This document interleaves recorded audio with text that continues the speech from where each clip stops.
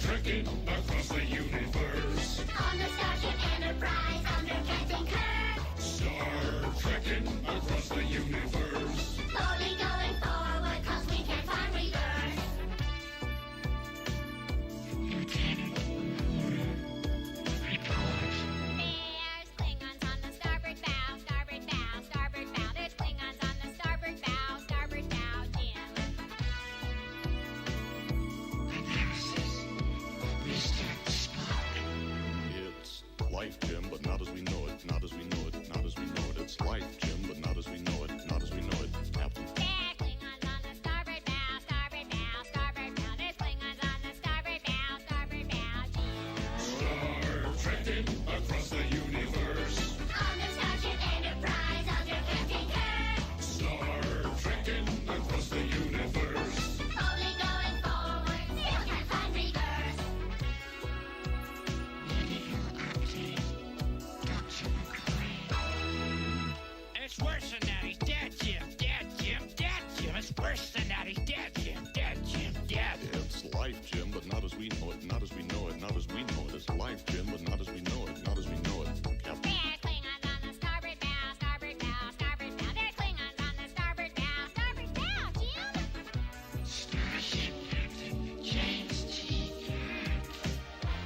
Ah, we come in peace, shoot to kill, shoot to kill, shoot to kill. We come in peace, shoot to kill, men. It's worse than that. He's dead, Jim. Dead, Jim. Dead, Jim. It's worse than that. He's dead, Jim. Dead, Jim. Dead. Well, it's life, Jim, but not as we know it, not as we know it, not as we know it. It's life, Jim, but not as we know it, not as we know it, Captain. There's Klingons on the starboard bow, starboard bow, starboard bow. There's Klingons on the starboard bow. Scrape 'em off, Jim. Star trekking across the universe. On the Starship Enterprise under Captain Kirk. Star trekking across the universe. Slowly going forward as things are getting worse. Engine room. This just got. You cannot change the laws of physics. Laws of physics. Laws of physics. You cannot change the laws of physics. Laws of physics, Jim. Ah, we come in peace, shoot to kill, shoot to kill, shoot to kill. We come in peace, shoot to kill. Scotty, beam me up. It's worse than that. He's dead, Jim. Dead, Jim. Dead, Jim. It's worse than that. He's dead, Jim. Dead, Jim. Dead. Well, it's life, Jim, but not as we know it, not as we know it, not as we know it. It's life, Jim, but not as we know it, not as we know it, Captain. There's Klingons on the starboard bow, starboard bow, starboard bow. There's Klingons on the starboard bow, starboard bow. You cannot change the script, Jim. Up to you, Jimmy. It's worse than that. It's physics, Jim. Bridge to engine room, warp factor 9. If I give it any more, she'll blow, Captain.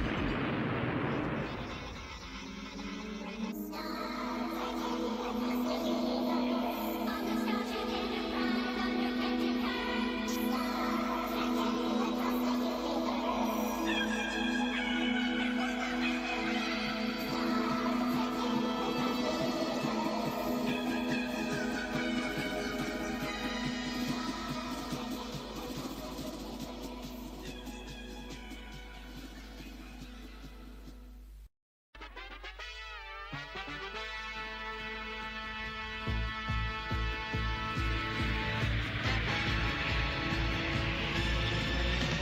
Star trekking across the universe. On the Starship Enterprise under Captain Kirk. Star trekking across the universe. Slowly going forward 'cause we can't find reverse. Lieutenant, report. There's Klingons on the starboard bow, starboard bow, starboard bow. There's Klingons on the starboard bow, Jim. Analysis. Restart the spark. It's life, Jim, but not as we know it, not as we know it, not as we know it. It's life, Jim, but not as we know it, not as we know it, Captain. There's Klingons on the starboard bow, starboard bow, starboard bow. There's Klingons on the starboard bow, Jim. Star trekking across the universe. On the Starship Enterprise under Captain Kirk. Star trekking across the universe. Slowly going forward, still can't find reverse. Medical update. Dr. McCoy. It's worse than that. He's dead.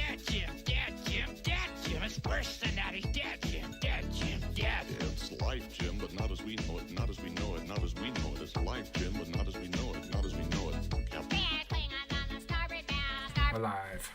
We're live. Hey, everyone, and welcome to another episode of the Nerdy Up North podcast. It's a nerdy podcast hosted by Northern Nerds. I'm one of your hosts, Sam. And I'm the returning co-host, Paul. And just to let everyone know, I'm not shitting myself anymore, so it's all good. We didn't actually tell people. No, we didn't. You were ill. That's fine. Just got to lower the tone as well and keep the peeps up to date. For me peeps there. But yes, we are joined this week by the lovely Charlotte and popping his proverbial podcast cherry, shall we say? We are breaking his virginity. We all have the, like I say, the how would I describe you? Mega fan. Be nice, Paul. The mega fan. The podcast cheerleader. That's what I call him. Yes, the Hawaiian shirt wearing super freak. That is Goodwill. Hey! You're gonna have to say hello, Goodwill. We are on other platforms. People need to hear you. Good evening. If any of you have tuned into mine and Jake's last Twitch where we did Resident Evil 5, Goodwill joined us, and I swear to God, the commentary from him was absolutely hilarious. So I know fine well we're in for an absolute treat tonight. Certainly. But we have been debating doing this episode for quite a while. But we have had trepidation because we know how difficult and how diverse the conversation can get with the subject matter we are talking about, and it's probably sci-fi's ongoing saga, shall we say. I don't think it will ever end or could ever end. It should ever end. We are, of course, going to talk about Star Trek. So yes, live long and prosper, everyone. We are delving, like I said, to galaxies that hasn't been discovered yet. I'm trying to get all the puns out now. Well, I tell you what, because I think we've got a long conversation ahead of us of the Trek. So why don't I get the disclaimer out the way with first, and then we'll just crack on. Certainly. So everything discussed in tonight's episode is our opinions and our opinions alone. If you want to discuss anything from tonight's why can't I talk? If you want to discuss anything from tonight's episode, please come and join us on the Facebook group and we can have an open discussion. What we won't have is anyone coming for us and telling us our opinions are wrong, especially mine. We can agree to disagree in fandoms. Let's keep it fun, keep it kind, and keep the toxic behaviour out of nerdism. Yes, well done, Sammy. Bless you. Thank you. It is a bit of a mouthful, as shall we say. But yes, with Star Trek as well, because the fandom is so huge and passionate as well. We do not claim to be like oracles or anything to do with Star Trek. Like, see, I'm a fan. I've liked Star Trek for years. Goodwill, obviously, never seen the show before with all the ships behind him and got his outfit out today, bless him. I'm only here for Sequest DSV. Am I in the wrong podcast? Stargate and shit like that. Or what was it, Babylon 5 or something? What was it, Babylon? It wasn't Babylon 5, was it? Yeah, talk on Babylon 5. Oh shit, we start eruptions already.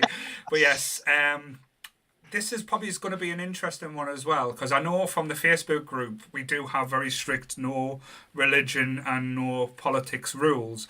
But we're going to kind of break that tonight with this episode, because you can't talk about Star Trek without breaking down them barriers, because that has been one of the pillars and posts that with Star Trek that has been from the early, like Gene Roddenberry, the start incarnation of, like, say, Captain Kirk, Captain James T. Kirk, sorry, Tiberius. I'll get that, so it doesn't exist to see. I am a Trekkie. Only part of the quiz I got. It's the only part of the quiz I got right today. I knew what his middle name was. And going through the things it is one of the shows that's kind of broken down barriers, talked about subjects in a way, and gotten away with it in ways that probably other shows is kind of because it's never been taken as serious because it's Star Trek. Am I right in saying that? Am I talking a lot of bollocks there? Please. Absolutely. I think Star Trek's message is, I think people do take it seriously, and it. I mean, I don't know if you agree, Charlotte. Absolutely. I mean, they were the only show that were brave enough to feature an interracial kiss at the time. Mm-hmm. first ever interracial kiss on telly was Uhura and Kirk. Yeah, and like I said, and I don't know if there was. And at the backlash. time, that was massive. Yeah. It was the 60s. Not accepted that well. No, but I think, but yeah, how can? But that's always been the weird thing because Kirk pretty made out with every single colour creed. That was out there as well. I even liked it in the new film when they take the piss out of that as well. But yeah, I did read an article today which I thought quite funny, which was William Shatner, bless his heart, was a bit annoyed because people were implying that Captain Kirk was bisexual, and I was just like, well, yes, because you literally kiss anything. Yeah, he was an absolute sexual being. He would bang at anything in sight. I don't care. I don't think gender would have came into his vocabulary while he was. Species definitely wasn't an issue. So why would gender? I mean, you're telling me there are not little half Klingon Kirks, half Vulcan Kirks, half Orion Kirks swanning round the galaxy. You know, I refuse to accept it. We just haven't seen them yet. Are we getting into Genesis already? Are we there? Oh, it's the only Star Trek film I've seen. Yes, but yeah. So I just wanted to get out of the way first because I don't want people to say I'm like a bit of a hypocrite and stuff like that. But I know in the group it serves its purpose, but with Star Trek, I want to get into these tones and topics because I think throughout the years we'll be doing it a disservice if we didn't. But let's start at a little bit of a friendlier theme. So I'm quite interested in know what your starting points or like how you kind of got into, shall we call, the Trek. So we'll start with the lovely Charlotte. We'll give her a little thing. So I would love to understand where you got into Trek and like fell in love with traveling across all these cosmoses and galaxies. Same thing that I got into most nerdy passions of mine is my dad. Saturday night was Next Generation nights. After our tea, watch Star Trek, go to bed. And then I remember seeing First Contact when did First Contact come out? 97? First Contact, was it?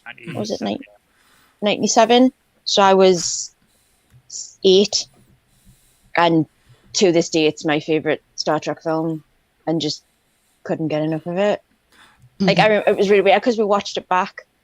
I watched it back a couple of years ago. And it was the first time I'd watched it in ages. And I watched it and I was like, this really isn't as like gruesome as I remember. Because like watching it when I was 8 years old and there's like assimilating people and cutting off body parts and it was gruesome. Yeah. But I watched it back a few years ago. I was like, this isn't as. What's this one called? No, First Contact. Oh, I have to watch that. It's brilliant, absolutely. Have you not seen First Contact? Let's not get into this now, Charlotte. Otherwise, you're in for a long night. Like we said, we're going to be selling Star Trek on Sorry. She says it uninitiated, as the Borg would probably say. We'll come to that. The one that's fearsome being. So Next Gen, Picard, Saturday Night Telly. Yeah, so you were Next Gen. And I think that's why. I think that's why I still love Star Trek because it brings back so many like memories and It does weigh heavily on nostalgia a lot of the time with the Trek as well. But I think that's why it grows and it constantly grows because I know it's going to sound really cheesy because people that are fans of it loved it when they're younger. They are growing up now and they're getting into roles and places and they think, I want to do the Star Trek that I want to see. And that's why we're seeing so many different versions of it now. Like, I've never known, like in the last, say, 5 years, so many different iterations of like what we're getting of Trek now. I know with streaming platforms are making it more accessible and how it's coming out. Like, but it's just crazy to try and keep things. I remember when they used to announce the new Star Trek, it used to be a huge announcement. I remember when they done Enterprise, that was fucking mega. And then when Netflix was it Discovery?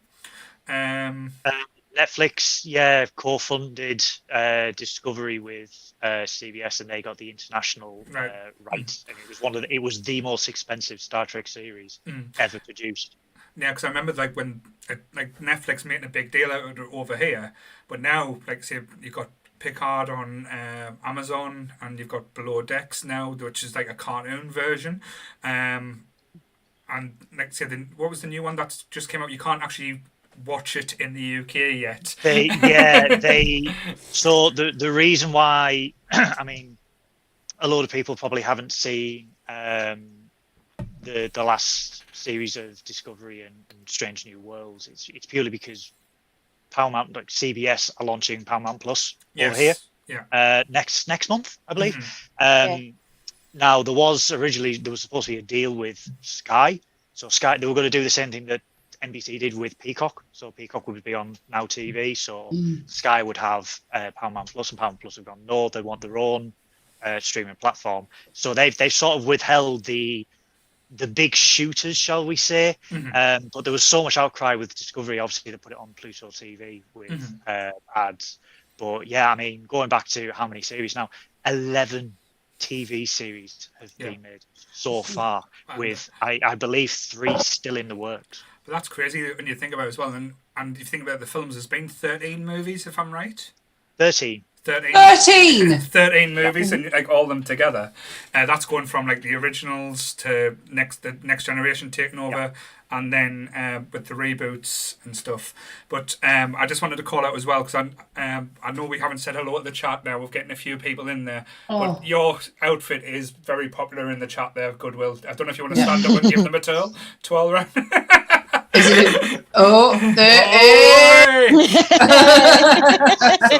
But yes, people will probably know the Picard maneuver, which is he always has to pull his shirt down because the uniform he wore from season 3 onwards kept riding up, and mine is too.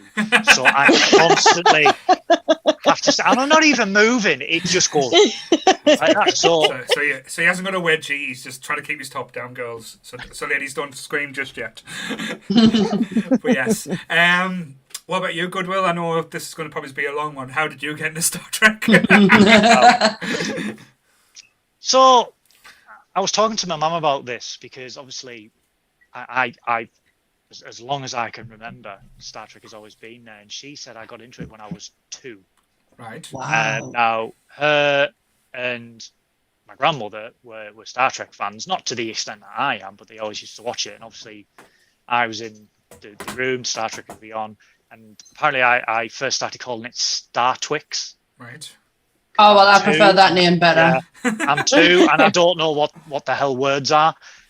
So I remember, vividly, the original series when it was on BBC 2 at like 6 on a weeknight. You young guns. And then, obviously, over here, and people mourn now that we have to wait a week or we have to wait 24 hours for a show to come from the US and streaming. Back then, we had to wait years. 6 months, wasn't it? 6 months before. This was years, mate. Next Generation didn't come on to UK television until about 1991. Yeah. And I was there. Right. I lived it. I lived it. So when did it actually come out like fully? Because I thought like as I said it was 1991, 93. I think we got it over. 87 in America. 87. So it's as old. Wow. It's as old as me, Paul. It's as old as me. Next Generation. But we had to wait. Just older than me. Bit about Shut up, Charlotte. But yeah, we had to wait for years. That was the case all the way through the 90s with Star Trek, with the BBC. The BBC was so lackadaisical with the deals that it was huge, but you can wait. And we were always 2-3 years behind DS9, Voyager, everything like that. But I vividly remember the Next Generation, much like Charlotte. The Next Generation and the Next Generation era for me is that comfort blanket that no matter how you feel, no matter how bad you are, how bad of a day you are, you can put it on and you can instantly feel better. And there is a nostalgic element to that. But for me, it feels like an extended family. Oh, like me and the Goonies? Yeah. And pretty soon, Paul will do the truffle shuffle. Hey. But it, if you ask, you'll get it, son. Jack, Yeah, there it is right there. But it felt like, you know, I mean, I had no brothers or sisters growing up. I was, not to bring it down, I was quite a loner at school, didn't really have many friends. Star Trek was that extended family, you know, they were there. And I just instantly loved everything about Star Trek, from the very first one with Jeffrey Hunter, Christopher Pike, all the way up to today. There's some weak ones, there's some strong ones. But for me, Star Trek is not just a show and movies. It's life. It's a way of life. It's a culture. It promotes the right values that, you know, we as a civilization should follow. Yeah. Or aim to go towards that, because we started off.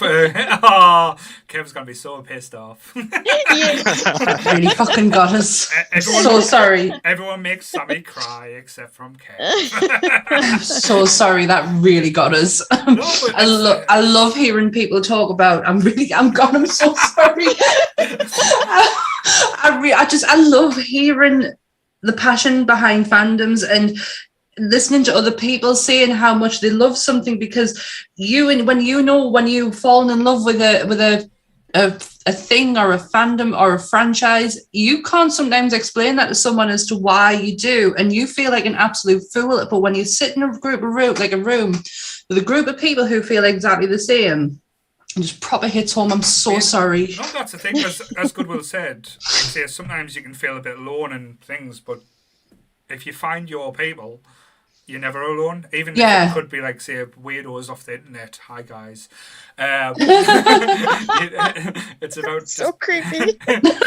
Hiya. Trust me. Hi, Sammy's mom. It's just come and meet the weirdos off the internet. But it's the same as when you attend conventions. I mean, conventions have always, Star Trek conventions have always been the butt of many jokes. I mean, Saturday Night Live did it all the time. The William Shatner skits, look at the film Fanboys. Like, say that was I fucking love it. One of my favorite films. But it is a huge joke. Like, say about the whole situation and stuff. But you get there, and I don't know if it's the same for every other fandom, but you're with people who enjoy and are as passionate as you. And it's, for me, not having that with most of my friends, Star Trek for me was always my thing, not many people. Yeah. Being there, it feels like going home. Yeah. Because these people are passionate, these people understand, and it's I still don't like people, so sorry. Yeah, same. I don't. I mean, I don't know if the group knows or anything. I do have social anxiety, and being with Trekkies, as daft as it is, I don't get that. Oh, that's so nice. Yeah, but it's like, say, feeling comfortable to be yourself, though. I think that's half the battle. Then because you spend half your life or half your day pretending I'm not, like, you put up the facade. Like, say, well, a lot of fandoms and stuff, like, say, look at us, Sam, like, say, we had to do through college, pretend that you didn't like comics or didn't like certain music, just because people used to, like, look at you differently. But that's when you grow and know about yourself a little bit more. But that's... I hid it along, like, through secondary school and college. I mean, through primary school, I mean, I was young, I didn't care. I'd go to school wearing a Star Trek badge, wearing a Star Trek t-shirt. I didn't care. I was bullied heavily for that, and for decades after, I kept it to myself because of that fear of being ridiculed, of being bullied by that. And it's only been in the last 10 years that I've gone, you know what? Who gives a shit? Who gives a fuck? I don't give a flying feck. No, I'm totally with you. Rock it. Yeah. I'm going to embrace it. And you know what? Light years better. But yeah, it's like a weight off your shoulders. I went through it. I've been through it through my whole teenage life, my whole young adult life. It's only been in like I was the weird kid, I was the spooky kid. I've always been like I'm the one who thought it was hilarious to wear fucking brightly coloured odd socks to school because I wanted to be that different. I've always gone for shock value. I did it all the way through. Always the show off, haven't you? Exactly, but I always socks. Yeah. Here we can. But I know I've always gone for shock value. I've always been the weird kid, and obviously the goth thing didn't really help us a lot, did it? But then in the last few years, I'm just like, I don't give a fuck anymore. Really don't give a shit. I'm never going to change. I'm never going to conform. Why should you? Exactly. That's the whole thing about Star Trek, though. It doesn't matter where you come from. It doesn't matter what planet you're from. It doesn't matter how different you look. And Kirk will still try and fuck you.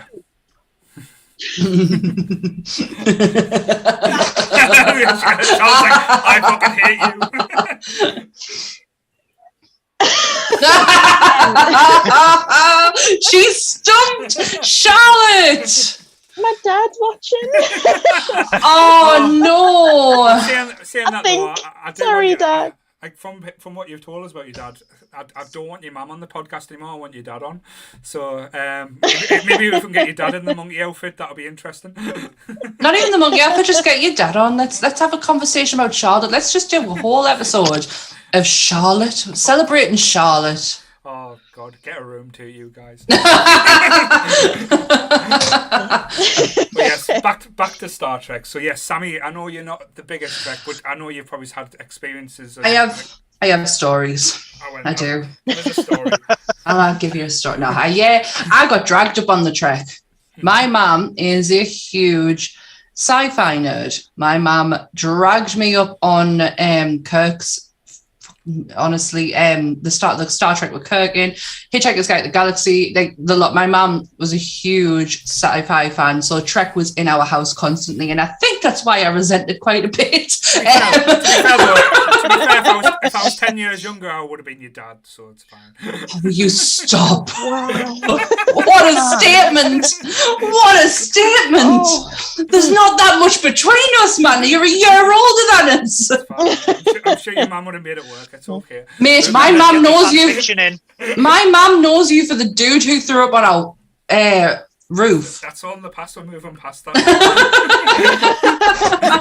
But no, I was dragged up on the Trek. But don't get us wrong. As much as I'm not a Trekkie, I can still appreciate it. I've loved the new films that have come out with Chris Pine. Absolutely loved them. I did actually watch the first series of Picard. I didn't understand what was going on, but I watched it. But it got us actually to watch a few episodes of, is it Generation when Picard started? Yeah. And made us do a quiz today. I am so bad. Like because Ant's a Trek, like Ant likes Trek, and he knows his stuff, and he started asking us questions, and I couldn't answer any of them. But no, I can appreciate it. It's just not something that's ever. I don't have the same love and passion as what Charlotte and Goodwill do. I wish I did, given what the speech that Goodwill's just given there. But no. And when Fanboys is on, I'm rooting for the wars. So we'll come to that conversation, because I think when you're talking about Star Trek, you can't not mention, like I say, the differences and stuff. But yeah, mine's quite for me a little bit wholesome, shall we say? For you? For you, yes. Like I say, it was when I was very young. Like it wasn't as quite as young as Goodwill. I can't remember that far. But it used to be Channel 4 that used to do Land of the Giants. So I used to watch the Land of the Giants on a Sunday morning with my granddad, and as soon as that finished, put the old Captain, like the original Star Trek on afterwards. And they used to have like marathons where they used to do episode on episode. I know there wasn't that many seasons, but it used to be like every Sunday. It used to be like retro TV. That used to be what Channel 4 used to be amazing at. Like all the different shows, like The Land of the Giants. If you've never seen it, please Google, find this show.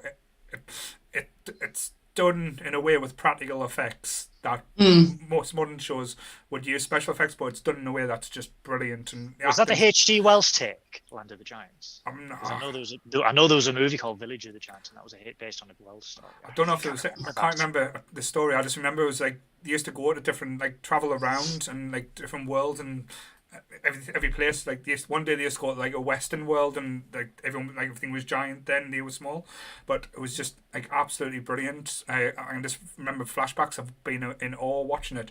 But then going off and, like I say, even like Captain's Log, Stargate, and Kirk sitting in the chair. I'm not going to do the Kirk impression. I know I was joking, Charlotte. I'm not going to get used to do it.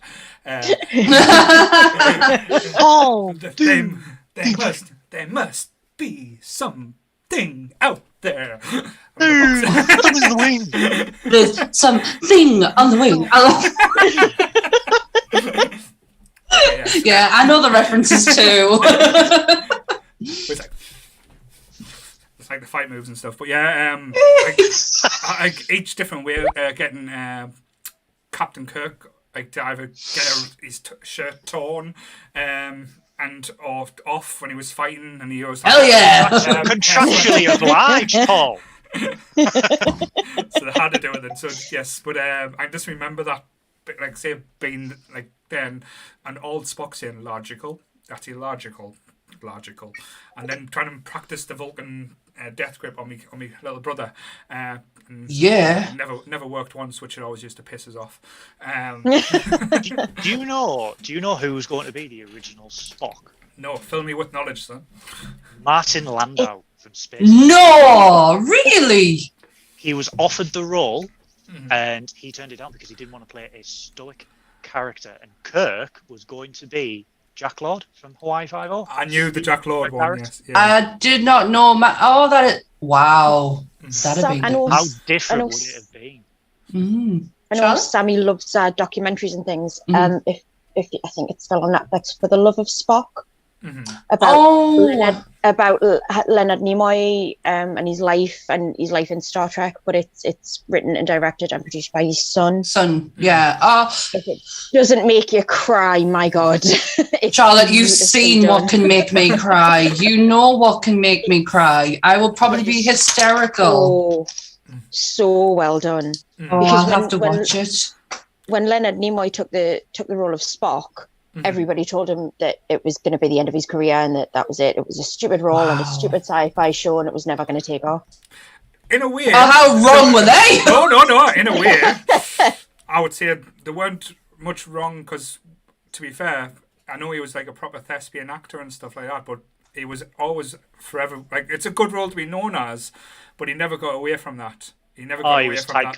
Yeah. He never left that role of Is that really a bad thing though? Like it got him work, it got him notoriety. We are forever going to know who Leonard Nimoy is because of that character. Is there anything wrong with being typecast because of that character you played?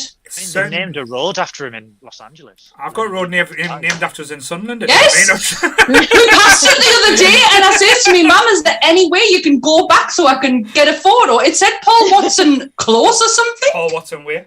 That's Paul it. Watson Close. No, Paul Watson Way. Oh, I was about to say, if it says Paul Watson Close, could you just write "run" in brackets? Like that? Next time I go past it, I'm getting a photograph of it. I was like, I swear to God, that's just said Paul Watson on their mind. when it actually got put up, people actually tried destroying it. They ran it over. They set it on fire. Sammy, where have you been? Not because I only discovered it the other day, mate. That was definitely not me. And it was last Saturday. I was in the car with my mum coming back from Roca, and I was like, I swear to God, that just said Paul Watson on there. It was named after a politician in Sunderland that wasn't very nice, but I did share the name. But every time I go past, I've actually stood next to it and got my photograph taken. But yes, that'd be a good business card. That. Yeah. But yes, but going back, like say, talk about the original Star Trek. Moving on from then, like say, I loved, like I said, the Next Generation. But for me, I love the movies more. When the movies started to come out, like I said, each year, I thought, like, I know a lot of people has been given like say there's a lot of them that get shit, and there's always the legends that the odd number ones are always the terrible ones. The odd ones are the bad ones. The even ones are the good ones, and then that was just threw into the fire with Nemesis. Which one's Nemesis? Is that the one with Tom Hardy? Yes. Yeah. The one nearly killed his career. Apart from, I have a story about Nemesis. Apart from the new ones that have been out, that's the only Star Trek film I have seen outside of the new ones. So you missed a few, but I missed a few by the sounds of it. I missed a friggin' lot. But like say when you watch them back, as Charlotte said, when you were watching them as a kid, we hadn't seen anything like this before. I know when Star Wars came out, but that was in-depth battles and stuff like that. This was more logical, shall we say? It was like more logical. That's a tagline for this episode, by the way. Yeah. It's all logical. I thought Sarah was going to say something. Sorry, the Star Trek films Star Trek was a bit different in the way that they always tried to save whoever they were fighting. Yeah. And avoid the confrontation and going violent rather than but let's just kill everyone. No, you see your losers there. No, but that's the thing, that is the Star Trek way. And like even in the first episode of Next Generation, it's an odd episode to start with, shall we say, because you get introduced to the cast and the crew, which is done very, very well. Like say Picard's very stick up his ass, shall we say. Like you don't really see much of his personality yet. He's very Starfleet. This is like trying to save, and the introducing of Q was such a revelation because it was such an odd thing to do. It was like because you didn't see it, a being with omnipotent power trying to play mankind, saying that we're like kind of what's wrong with the universe, and that it's kind of like puts humanity on trial, but using the Starfleet as like the barometer. And it was done so cleverly and with some of the worst special effects I've ever seen. I'm sorry, that flying jellyfish was just absolute bullshit. They had a budget of about 50p. Yes. To deal with that, and you look at. I know they remastered the Next Generation, and it's infamously hard to remaster the TNG era Star Trek because the way they were filmed in high def film. So all the Star Trek is high def, but then they were 16:9 compressed to 4:9. So you can't expand. Was it digital or film? It was film, high definition film. Very, very expensive film that Panavision used. And the Next Generation took years to remaster, and they couldn't widescreen it. It had to be 4:9 because if they'd have expanded it, you'd have saw runners, you'd have saw cameramen, sets, and stuff like that. And that's why you've never had DS9 and Voyager as remastered. Enterprise, yes, because Enterprise was the first fully digital HD Star Trek. Yeah. But TNG, if you look at season 1, more season 1, season 2. At the back panels behind Worf, you will see matte gaffer tape because they didn't realise that obviously the lighting for the set for the bridge it would reflect off glass at the back. Yeah. So in Star Trek ingenuity, production ingenuity, I just whack on a bit of gaffer, put a bit of Sharpie there, and you cover it. And it's stuff like that you first see when you're in HD, and that's why they can't do DS9, because at DS9 you'll see all the cover-ups, you'll see all the blemishes, you'll see bloody coffee cups all over the place that aren't supposed to be there. in Counter of Farpoint, yeah, I mean, like you said, but Q, he was such a unique character, always has been unique character, and John Delancey, chef's kiss, absolutely perfect for that role. Yeah, like he played the smarmy, like know-it-all, like superior being so well, but that's when you kind of like fell in love with the characters. Sorry, Charlotte. His son was in Voyager. His actual son, playing Q's son, was in Voyager. All right. He did a few episodes in Voyager, and then I think it's the only role he's ever played. He's now like a doctor in South Africa and things. He went on to get a degree, and that was that. Oh, so he went further then. I was going to make a joke about that, but then I was like, no, he actually did something with his life. Good for him. Sorry, my camera's starting to do my head in now, by the way. I'm really starting to lose my patience. Don't touch it, because if it goes off, I'll kill you. I'm going to have a mess around with it. It's doing me head in, so I'm sorry for people watching on YouTube if I'm jumping all over the place. That's all right. Like I say, it's just a special effect, that's all. But like the little nuances... But the little nuances that they put in as well, like in Next Generation, I only realised watching it back. So, like when you watch it the first time, you don't notice all the little things.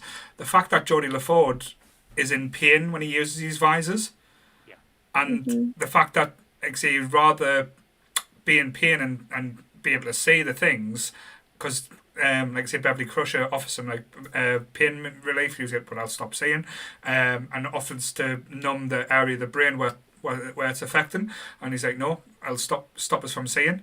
So that little thing where you would choose to be in constant pain over not and keeping your sight, it's just like, I thought that little element just blew my mind completely now. There's a beautiful moment about that in Insurrection, the film before Nemesis, where basically they go to a planet and they find that something in this planet is helping prolong life, and it's constantly regenerating cells and things. And he suddenly realizes that he doesn't need his visor because his eyes are regenerating themselves. And he's talking to Picard about the first time he sees a sunrise, and that he knows as soon as they leave the planet, he's never going to see it again. Yeah. So he's just like standing, savoring the moment. It's a beautiful little moment, but it's the detail, like little bits of detail like that. Yeah.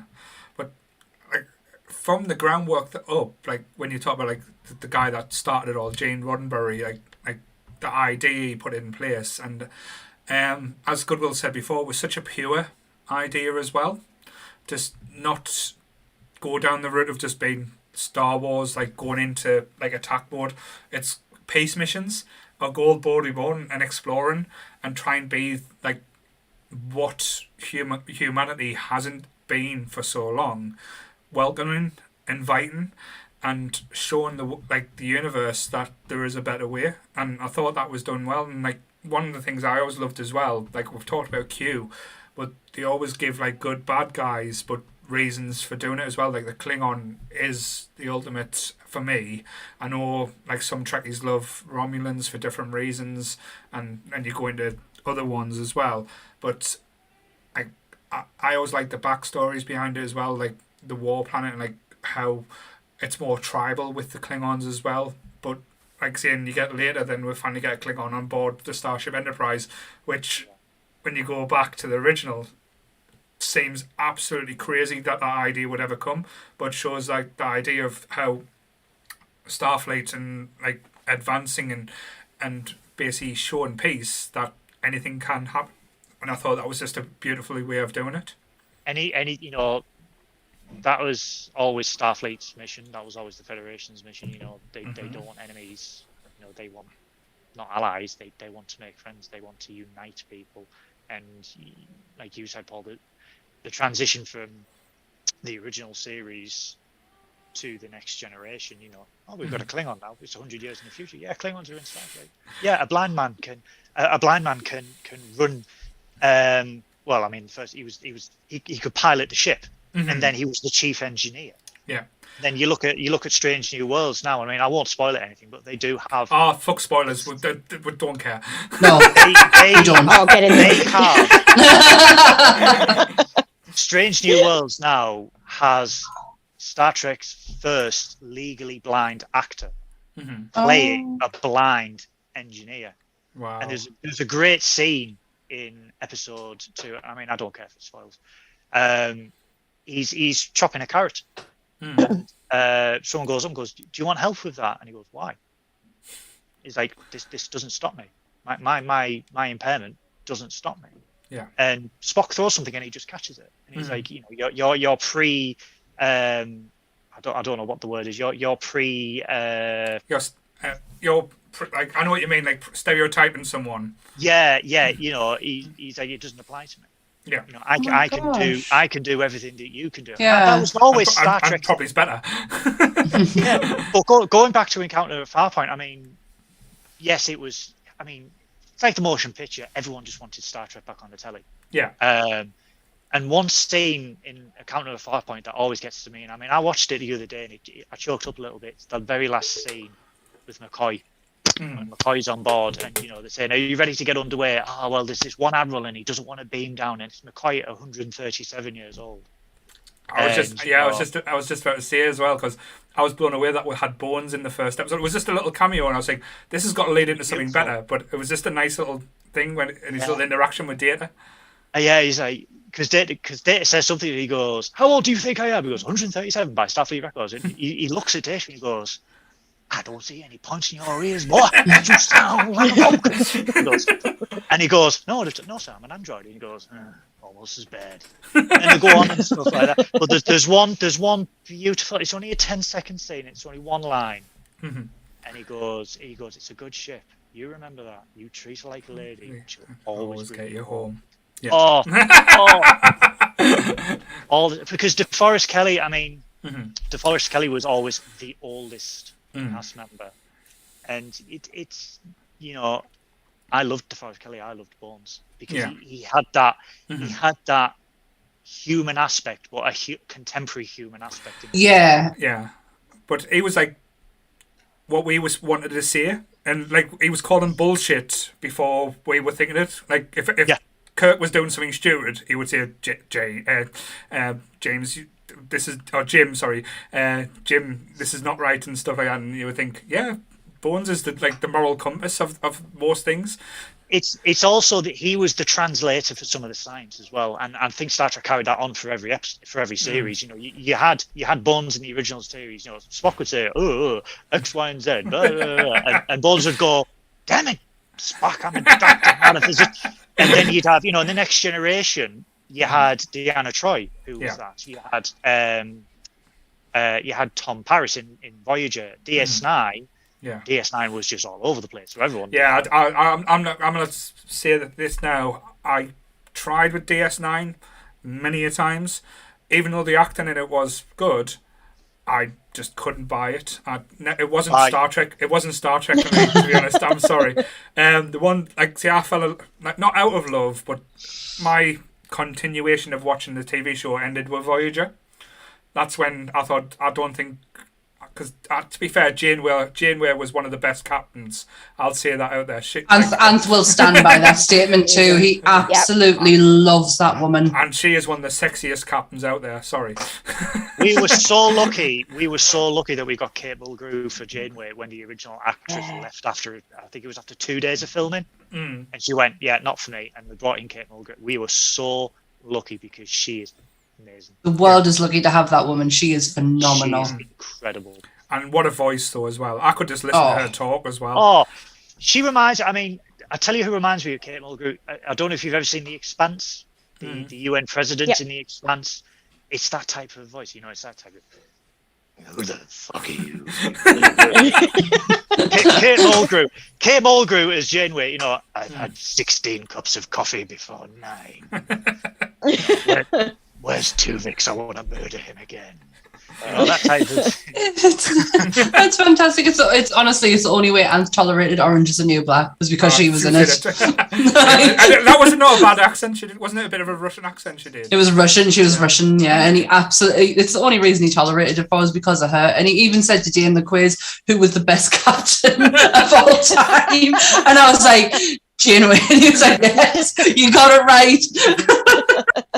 But even that was the pilot episode for that was so well done and interesting as well. It wasn't just the standard of Star Trek. It was the fact that there was stowaways and kind of a resistance that when they got blasted so far out in space that they would never get home type thing, and that was the journey that they went on to try and, because it was and they all kind of banded together.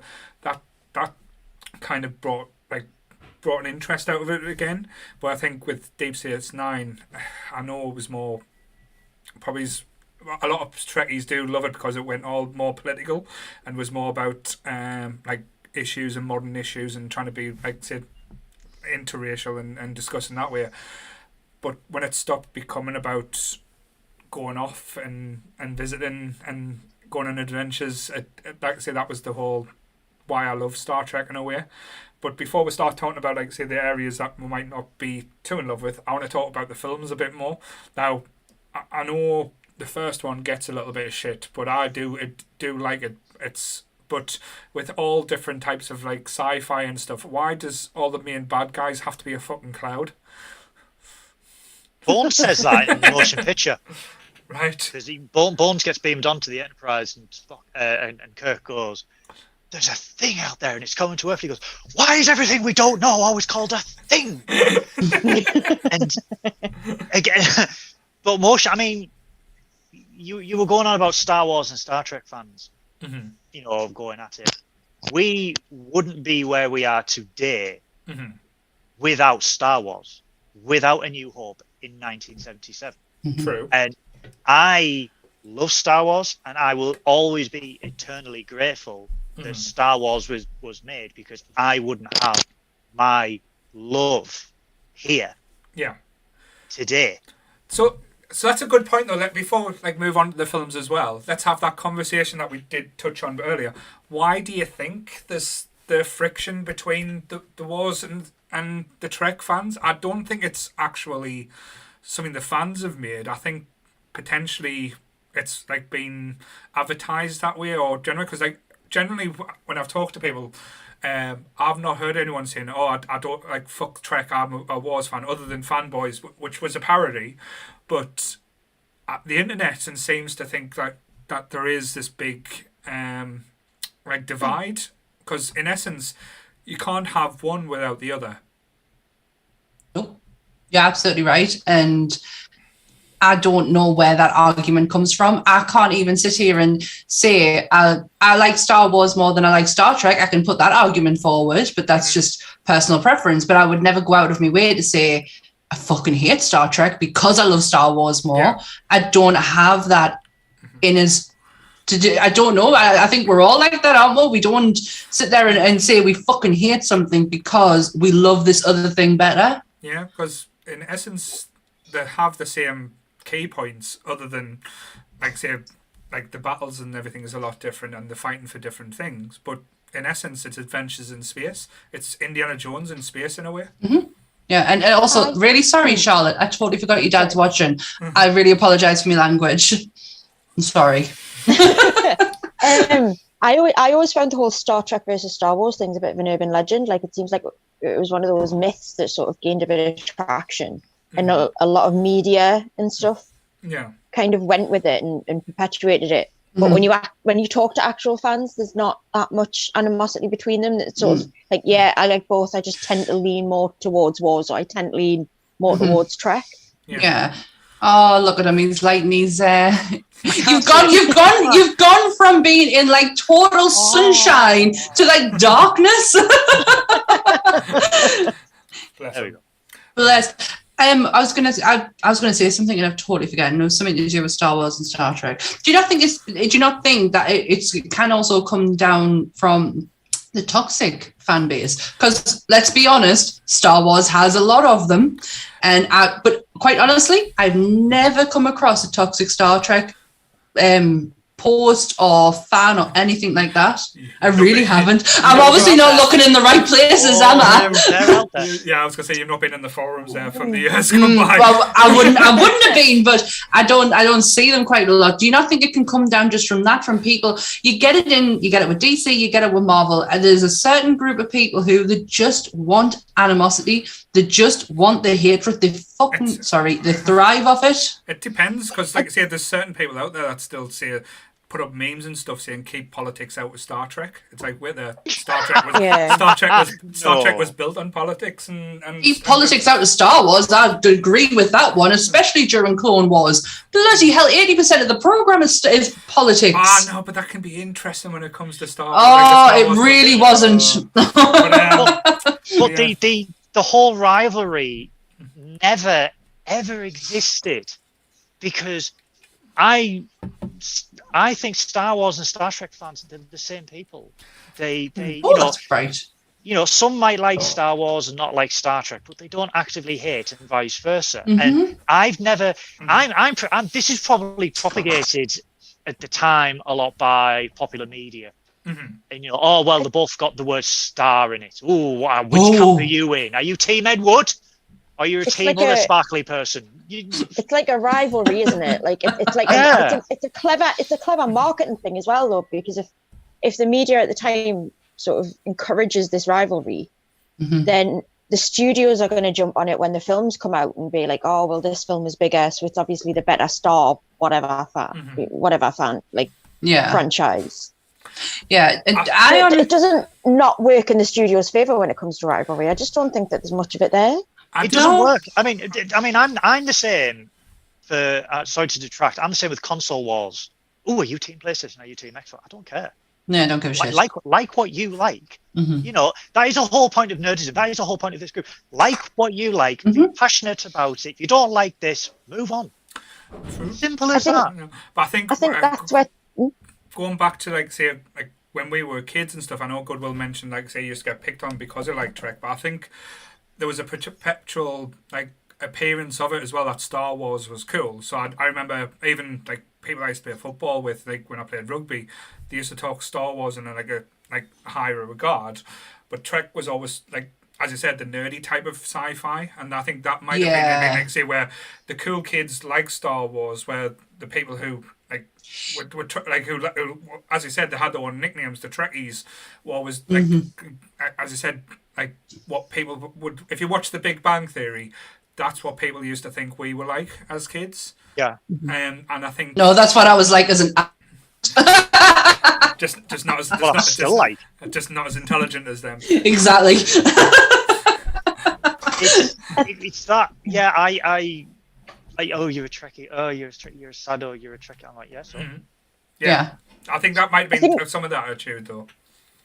I think it's because Star Wars is probably considered the bad boy of the two. Because you got Han Solo. Well, it's not just that. I mean, if you look at it, you only get a movie every few years, so they have to cram everything in. So it's a lot of special effects, it's a lot of explosions and fights and arguments and all the rest of it. Whereas Star Trek, because it's TV, it's weekly, there's not as many big fights as it, and because of its message as well. Its message is about learning and accepting and not trying to take over, but just trying to expand your mind. The way that we're talking, it's almost like Star Trek is the more intelligent of the franchises because of you've got to think like Star Wars, it is literally pew pew pew and more pew pew pew and take home.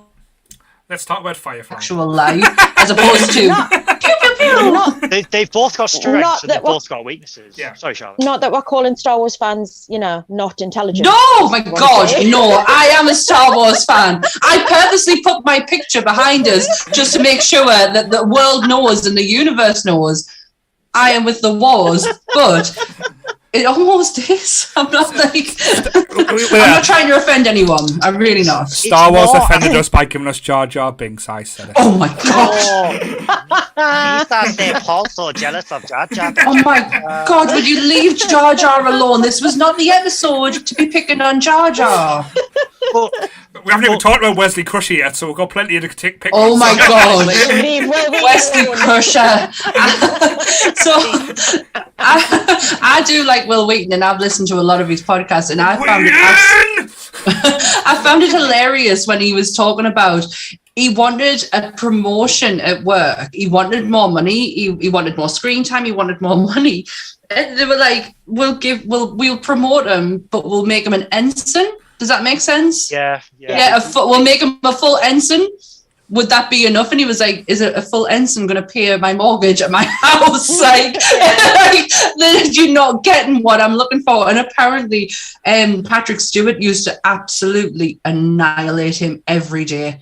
Always used to pull pranks on him and absolutely like run like as a kid on that set, it sounded so much fun. But when he got into adult stages, he wanted to be part of the older adult crew, and they were not letting him in at all. there was that skit, wasn't there, in Family Guy, where they had like a next gen reunion where Stewie beams up all the actors and Will Wheaton's part of it, and they go to McDonald's, and Will Wheaton's at the window. He's like, I want a hamburger. No, I want a cheeseburger. I want chicken nuggets. And Patrick Hughes just slaps him and goes, "You'll get a Shamrock Shake if you like it." And I was just That's very much his life. Yeah, it was the same with Denise Crosby, who played Tasha Yar. She wanted a pay rise. Well, not a pay rise. She wanted more screen time because she again. A difference from the original series and the Next Generation, you had a female head of security, and Denise Crosby, she went to Rick Berman. She went, I want a pay rise. I want more screen time, and they killed her off. And I remember, oh my God! No, I remember. It was a sad. It was a really sad way of killing her, though. It was a really, excuse my French, shitty way to kill her. And what happened was there was. I think it was after it wrapped, she was going. They did a cake for her and everything like that to say goodbye and everything. And Rick Berman, who's the executive producer of all the TNG era, came up to her, ripped the comm badge off her chest and went, "Won't be needing that anymore." And it was a real. I mean, they'd patched it up later on, and she was brought back as she played a daughter in later series. But yeah, it was the same with Will Wheaton. He wanted a pay rise, and they said, "Oh, we'll make you an ensign. We'll make you a full ensign." Yeah. He's like, "Yay!" He literally said on a podcast, "Is that going to pay for my fucking house?" I mean, when he doesn't go far, No, it does not. Yeah, but going back to when I think she left. I think she done an episode of the Red Shoe Diaries with David Duchovny. That's a different type of program altogether. You would know. Will Wheaton? No, not Will Wheaton. Will Wheaton. I would watch that. That would be I'd watch that. Grant's going on to Netflix now. You'll not find that on Netflix. but Denise Crosby, for all her limited exposure in in Star Trek, she is hands down one of the most wonderful people you will ever meet. She does the convention circuit. She does the voiceovers for Star Trek Online. Yeah, she is funny and just always appreciative of the fans. We were talking. Yeah, I think that's. With a lot of the cast and stuff, they do appreciate, because with a lot of fandoms as well, a lot of the shows, people just don't give a fuck. But I think with the Star Trek cast and everyone, like, I've not heard anyone be a dick, like, in any of the, like, say, to the communities or the fans and stuff. I know this Shatner is maybe. Shatner maybe. Yeah. To be fair, Shatner can do what he wants. Even when the actors themselves have had rivalries, like, it's no secret that Shatner and Takai do not get on. Is it not? No, they don't like each other. Oh, I did not know that. At all. Oh, okay. They always agree. They always agree to attend conventions for the fans. They never let it sort of spill over into that.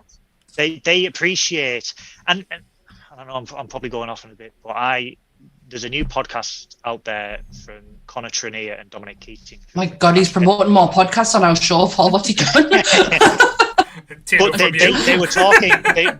They were talking about the fans, and they said they didn't truly appreciate what Star Trek was. I mean, they knew what it was at the time when they were working on it. They didn't truly appreciate how much of an effect Star Trek had on people's lives until they started attending conventions, and people were coming up to them and saying, "Your show changed my life. Your role changed my life because of you. I did this." And I think Star Trek did that for a lot of people, and I know they were very grateful to a lot of people. Like, they had I forget her name. She was one of the first female astronauts from NASA. She guest starred in The Next Generation as a transport operation. Yeah. And he said, without Star Trek, I wouldn't be able to go on the space shuttle. Yeah. Do this. You and the stars. Sorry. Yeah. Same.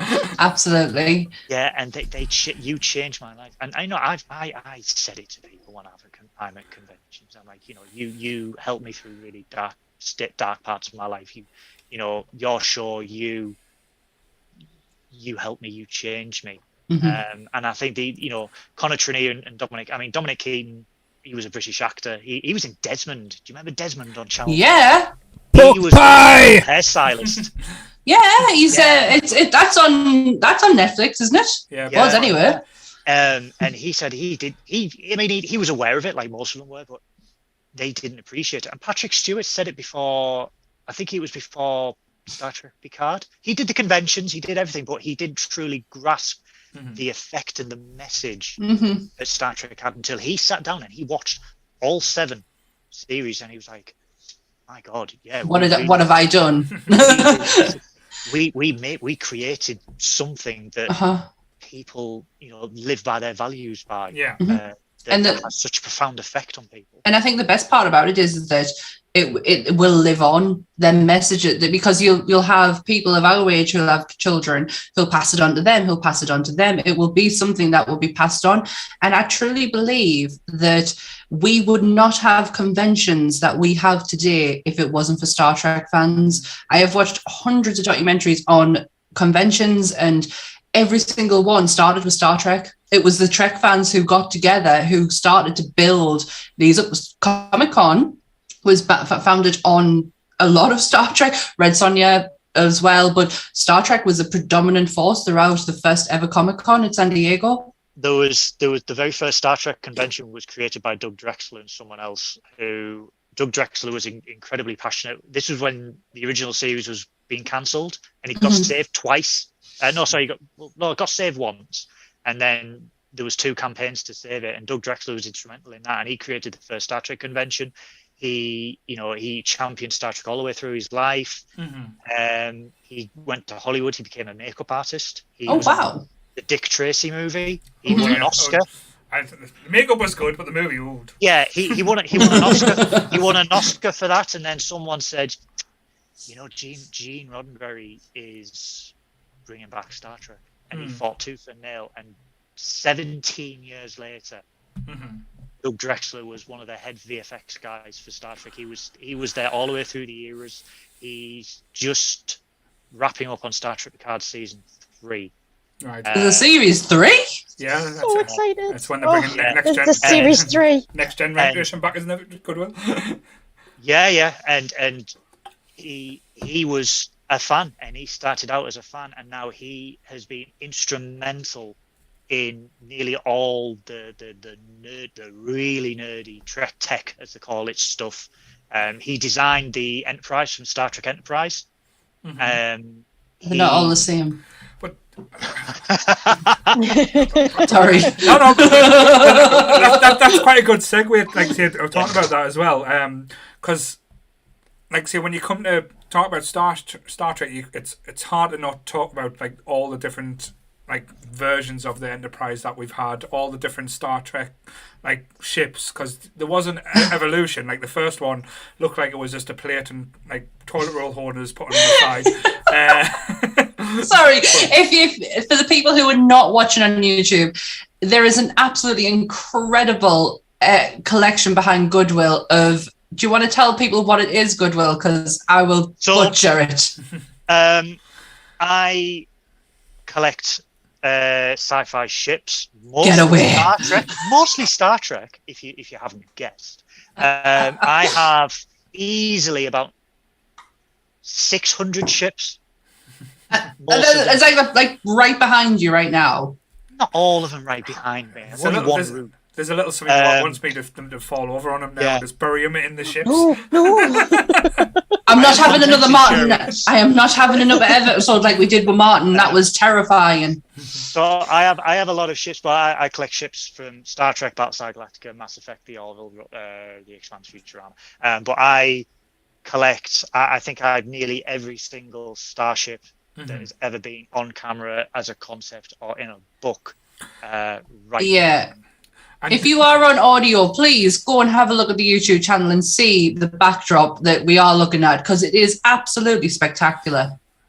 And I'm not a Trekkie, and I am blown away by that. What I loved, and he looks very proud.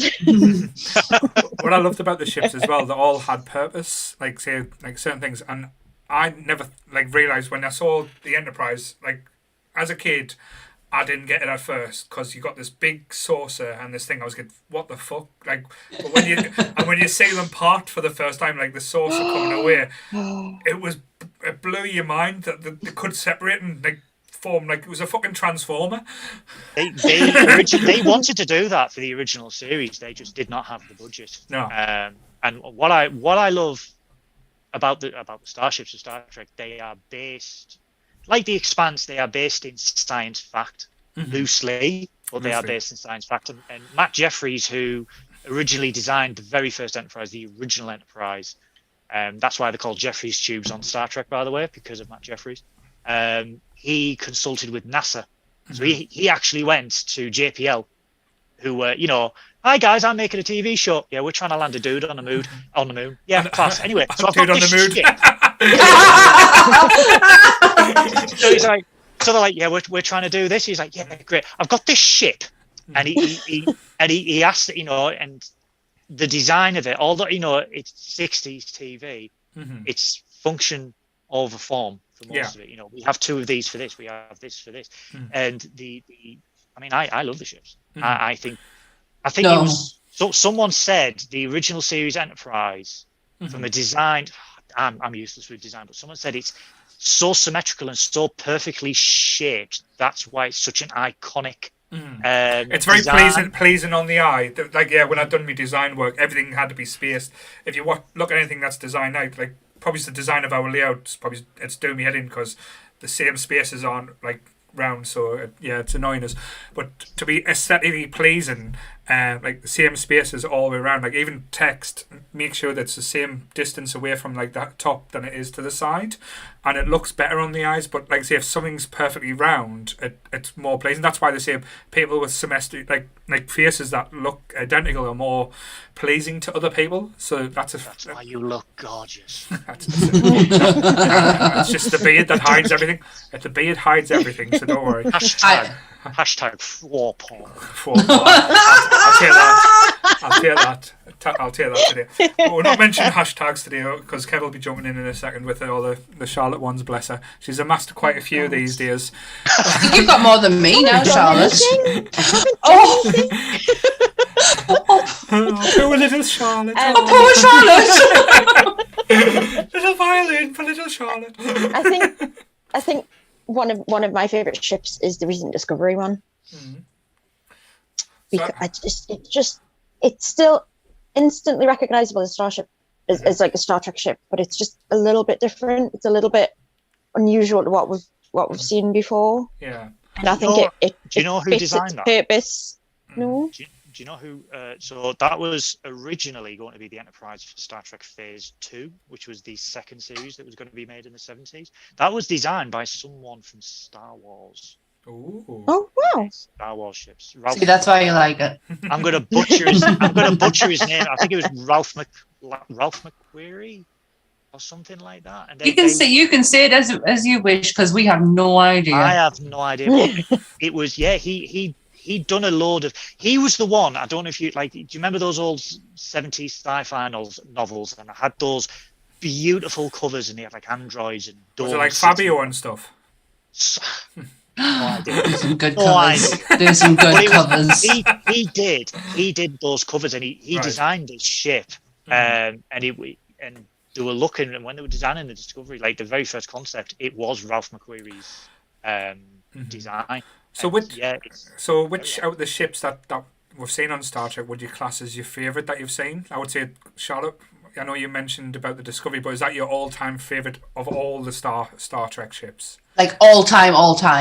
All-time favourite will always be Next Gen Enterprise, just because it was the first one that I saw separate. It was the first one that I saw. It was so it will always be Next Gen Enterprise. But the Discovery one, there's just something about it that just it pleases you. Really, it gets you. What about you, Sam? Have you got a favourite ship? The one that looks like a plate. I have no idea. Thanks for including us, though. Mine's probably it's not the Enterprise. It's probably the Klingon bird of prey. Yeah. I just love the look of it and how it looks bird-like, and that it goes from like invisible, like the cloak, and but it's got rules to it as well. Like it can't fire when it's cloaked. It has to be like in full. I know they changed it later on and stuff, but I just love the whole the colours because it reminds us a little bit of Red Dwarf in a way, where the colours being all being a little bit Starbug to it. Oh, well, that's my favourite one. I'll choose that one too.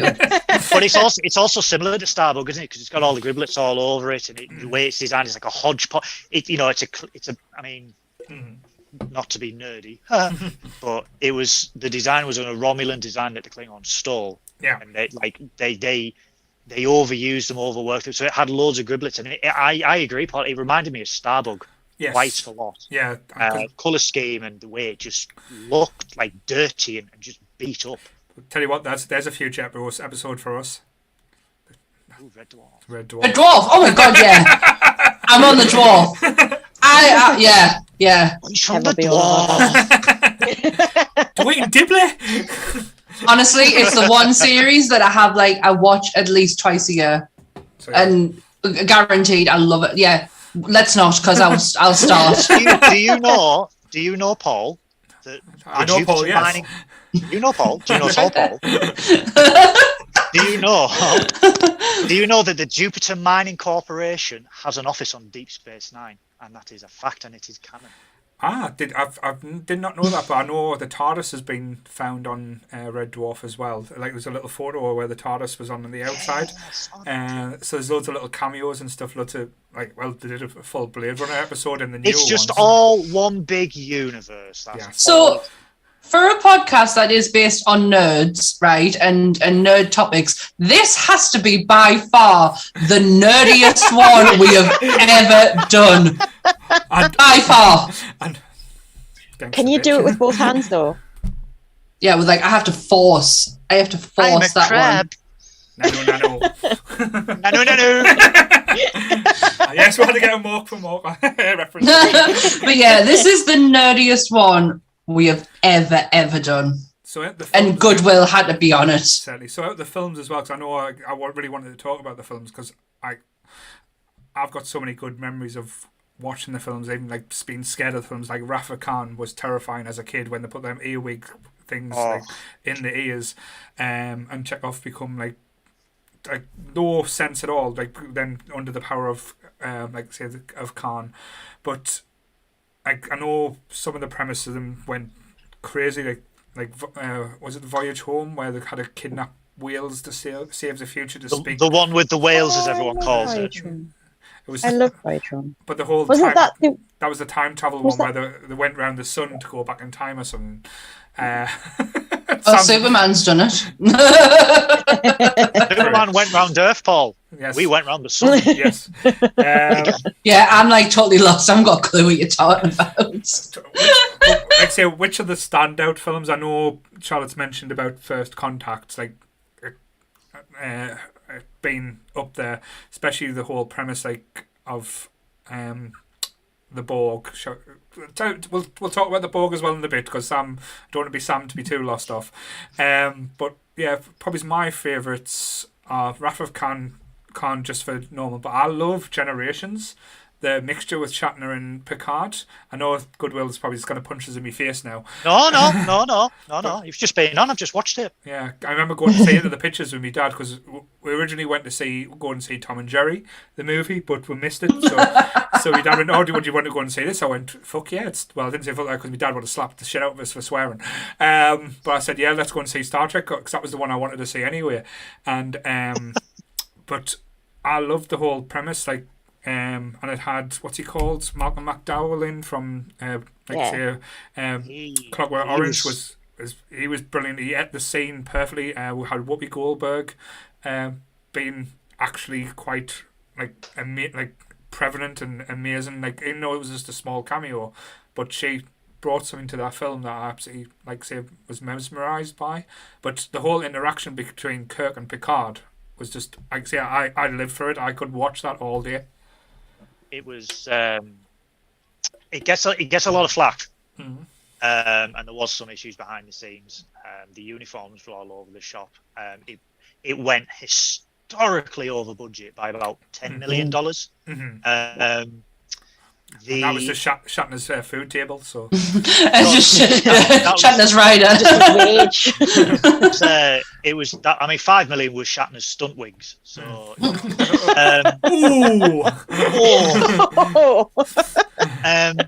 No, Generations. I mean, I love all Star Trek. You know, there's some that's weak, there's some that's really strong. Generations, it divided fans a lot because people didn't want to see, spoiler alert, Kirk die. Yeah. Oh, what? Yeah. Like real for real. Yeah. Like real for real. Like real for real. Like he didn't come back. No, he couldn't come back. Not But I loved it. I think the musical score was perfect. They did a lot with. I mean, they did reshoots 7 weeks before it premiered, which was insane. And Marlon Brando wanted to play Zoran, who was Malcolm McDowell. Right, that would have been Marlon awful. Brando. Yeah, Brando was. Brando was a huge Star Trek fan, and he approached Paramount and he said, "I know you've got a movie. I want to be in it. Here's my fee." And Paramount went. No, Marlon Brando. Yes. No. Hello, Malcolm McDowell. And Malcolm McDowell famously said, "I only did it because it was a paycheck." Yeah. Which was sad, but I loved. Some actors do. Yeah, I loved Generations. My I mean, I'm with Charlotte. First Contact is my favorite. It was. They had the right budget, the right story, the right music, the right VFX. It just had right cast. And it can be considered the prequel movie to all of Star Trek. True. And Kirk dies in this one. No, this was Generations. We just jumped. But just before we do go into the full monologue of First Contact, because I love the premise of Generations, like the idea behind it and the idea of why the bad guy wants to get back. Imagine your most perfect, happiest memories, and that you've been taken out of that. Because, like I say, it was kind of like a vortex where it hit. You couldn't fly into it; you were just disintegrated. But if you were in its path, you were sent to a place where you were the happiest you've ever been, and you were permanently living in that happy memory. And heaven. That's pretty much it. And for you to be ripped out of that, of course, you're going to be finding every way to get back. And that was the whole idea behind Malcolm McDowell's character, to get back into that perfect moment. And for Patrick Stewart to have to go into it to get Kirk out to beat this guy because he couldn't beat him by himself. That was, like I say, the premise I enjoyed. Sorry, Charlotte. I know it gets a lot of flack and stuff. I think part of that is largely to do because Kirk dies, but Kirk couldn't have lived forever. No, he was going to have. He was going to have to leave the role at some point. I mean, William Shatner's in his 90s now, so you know. Bloody Leonard Nimoy was doing it. Shatner. He was, but he wasn't. He wasn't. Leonard Nimoy in the newer movies was a little bit more than a cameo. He wasn't sort of. He was mint. That's what he was. He was, but there was no way he could have. No, you couldn't have had Kirk the same way. No. So that exactly. I did not know till right now that Kirk died. Yeah. He wanted to come back in Star Trek Enterprise. There was this huge. There was these really big talks between his guys and Paramount, and he was like, "I've got this story, and it's going to bring Kirk back, and it's going to be this blah blah blah." Enterprise, Sammy takes place 100 years before the original series with Kirk, so it's like the 22nd century, and the Shatner's guys had this whole idea, you know, because William Shatner wrote a load of Star Trek novels. Where, especially after Generations, he wrote a lot because he wanted to bring Kirk back, and he was like, "This is how I'll do it." Yeah, because he was pissed that Kirk died. Yeah, because there was a sequel novel to Generations. I remember reading that. Yeah, it was actually quite a good book. I remember reading it, but wasn't it about cloning him and stuff like that as well? It was something like that, but then, like I said, with Enterprise. There was rumors at the time that it was being leaked to the public. Oh, Kirk's coming back, and Paramount were like, I mean, not even the executive producers of Star Trek were involved in these talks about bringing Kirk back. It was bigwigs at the time, UPN, which was the network it was on, and they were like, right, okay, this is a good story, blah blah. what do you want for it? And Kirk was like, here's 8 times what you pay Scott Bakula. And again, Paramount went, bye. Yeah. And Scott Bakula is him from Quantum Leap. Yes. Yeah. Yes, one to me. But yes, going back to the movies as well. Like I say, as you were talking about First Contact, we got what can be the most devastating and brutal villains that we've ever seen in the Star Trek universe. And this is Sammy's nemesis. Do you want to give us the name, Sammy? The Borg. Oh, the Borg. Okay. I left you open there just to redeem yourself. You did? There's no redeeming this. But the whole, like I said, because I know they've taken the piss out of the Borg in so many different, like, Family Guy done it and stuff like that. Sorry to interrupt, but is the Borg people with, like, things and lights? Yeah, or am like I just... half machine. They've been assimilated. Oh my god, yeah, no, I can see them. Okay, continue. But like I say, when we were first introduced them, like earlier on in like Next Generation in the series, you knew, like I said, this was a force. But then when you got introduced to the Borg Queen, and there's a queen. It's like she is beautiful. Think of it like as a hive, like a beehive. Like one queen that basically runs everything, and the Borg's just looking to assimilate and create. I'm trying to think of the name of it now. Help us, guys. Drones. Drones. That was the thing. Like, and just to serve the collective. The collective to serve the queen, a bit like you guys with the cult. But wow, sorry, I'm looking at pictures of her right now. Wow, she's amazing. Oh. Poor lass though. I mean, what was she shot? She was like 14 hours in that, and if she ever needed a toilet break, it took 3 hours to get her out and get her back in. In her makeup, she looks very similar to Glenn Close and Timothy. What you call it? Tilda Swinton. And there's one more person in there, and I can't. Imelda Staunton. There's just something Imelda like around the eyes. Wow, impressive. Sorry to interrupt. But I loved the journey that Data went on in that movie. Because I know who Data is. I know I've had like things in the past with him using the emotional chip and stuff like that. But then when she started replacing his skin with like where he could feel and have that like be like aroused, shall we say? Because there was certain. Oh my god! He what? He got aroused? Oh, he's fully functional. Is he? Programmed in multiple techniques, Sammy. Okay.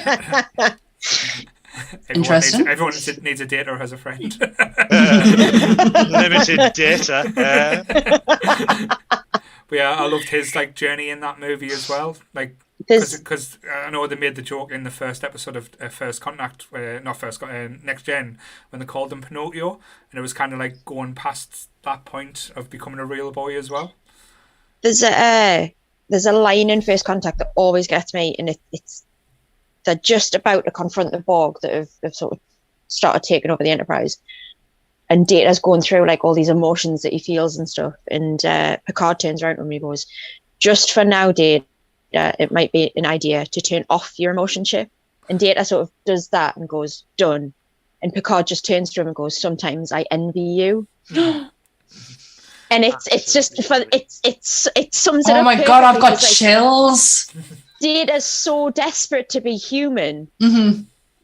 But I mean, probably Picard more than any of the others is sort of trying to run from his humanity at times, and it's just the perfect sort of like yin and yang of the characters. Yeah. It's almost like he's protecting him from something that he knows that like not wanting that emotion to be hit yet. That's it's because Picard was in the Next Generation was assimilated by the Borg. Mm-hmm. So I feel like I knew that when he confronts the Borg, I mean it deals with themes of PTSD. I think. Yes, 100%. Yeah, because he keeps on having dreams about it, doesn't he? He does. Yeah, he senses when they're near. Mm-hmm. Even light years away, he will sense when they're near. And he for Data, I mean, like you said, he envies him because Data can just shut it off. Picard can't. Mm-hmm. And right at the beginning when he's having that dream, I still, to this day, I still wince at that opening scene. Yeah. The eye. The eye. To this day. What's happening with the eye? They did not have to put the drill bit in the eye. They put a drill into the eye. It's literally like. I feel like I need to watch this film. So Picard's having a dream, and he's having a dream about being assimilated, and this drill comes like within millimeters of his eye, and then he wakes up. Oh no! And You put one. It bends the. It bends the eyeball. Yeah. Watch everyone cringe. Then Sammy, he wakes up thinking he's awake, goes to wash his face, and he starts going, "What's that?" He starts feeling his cheek, and he sees like a lump moving, and this Borg technology breaks out of his face and starts to take over his face, and then he wakes up again, and he's thinking, "Oh my god, how many more bloody dreams you have, man? How many dreams? Is this real now?" Yeah, I've done the classic, am I still awake, still dreaming type thing. But I think we missed not to mention the amazing James Cromwell in this film. Cromwell.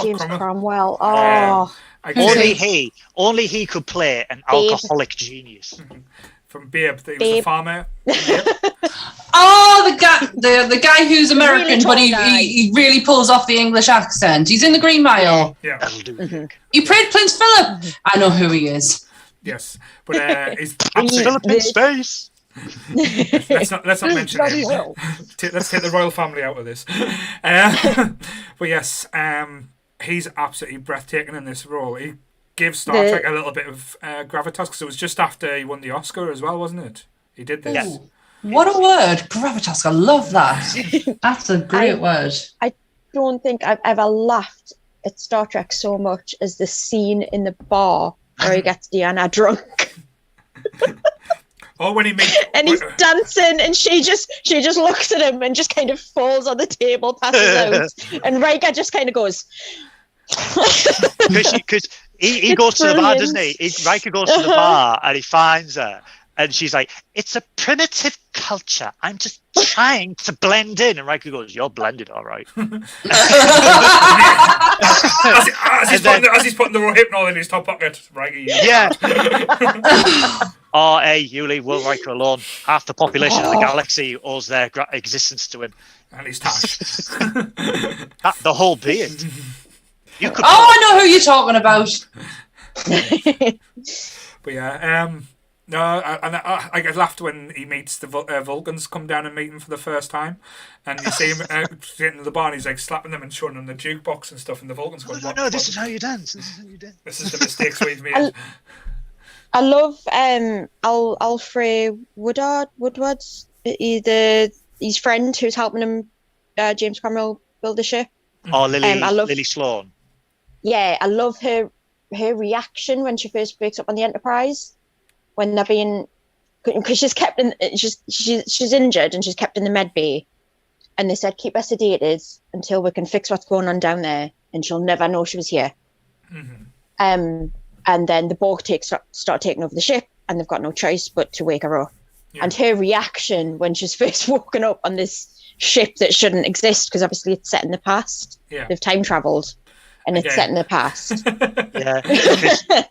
Picard, and her reaction is brilliant.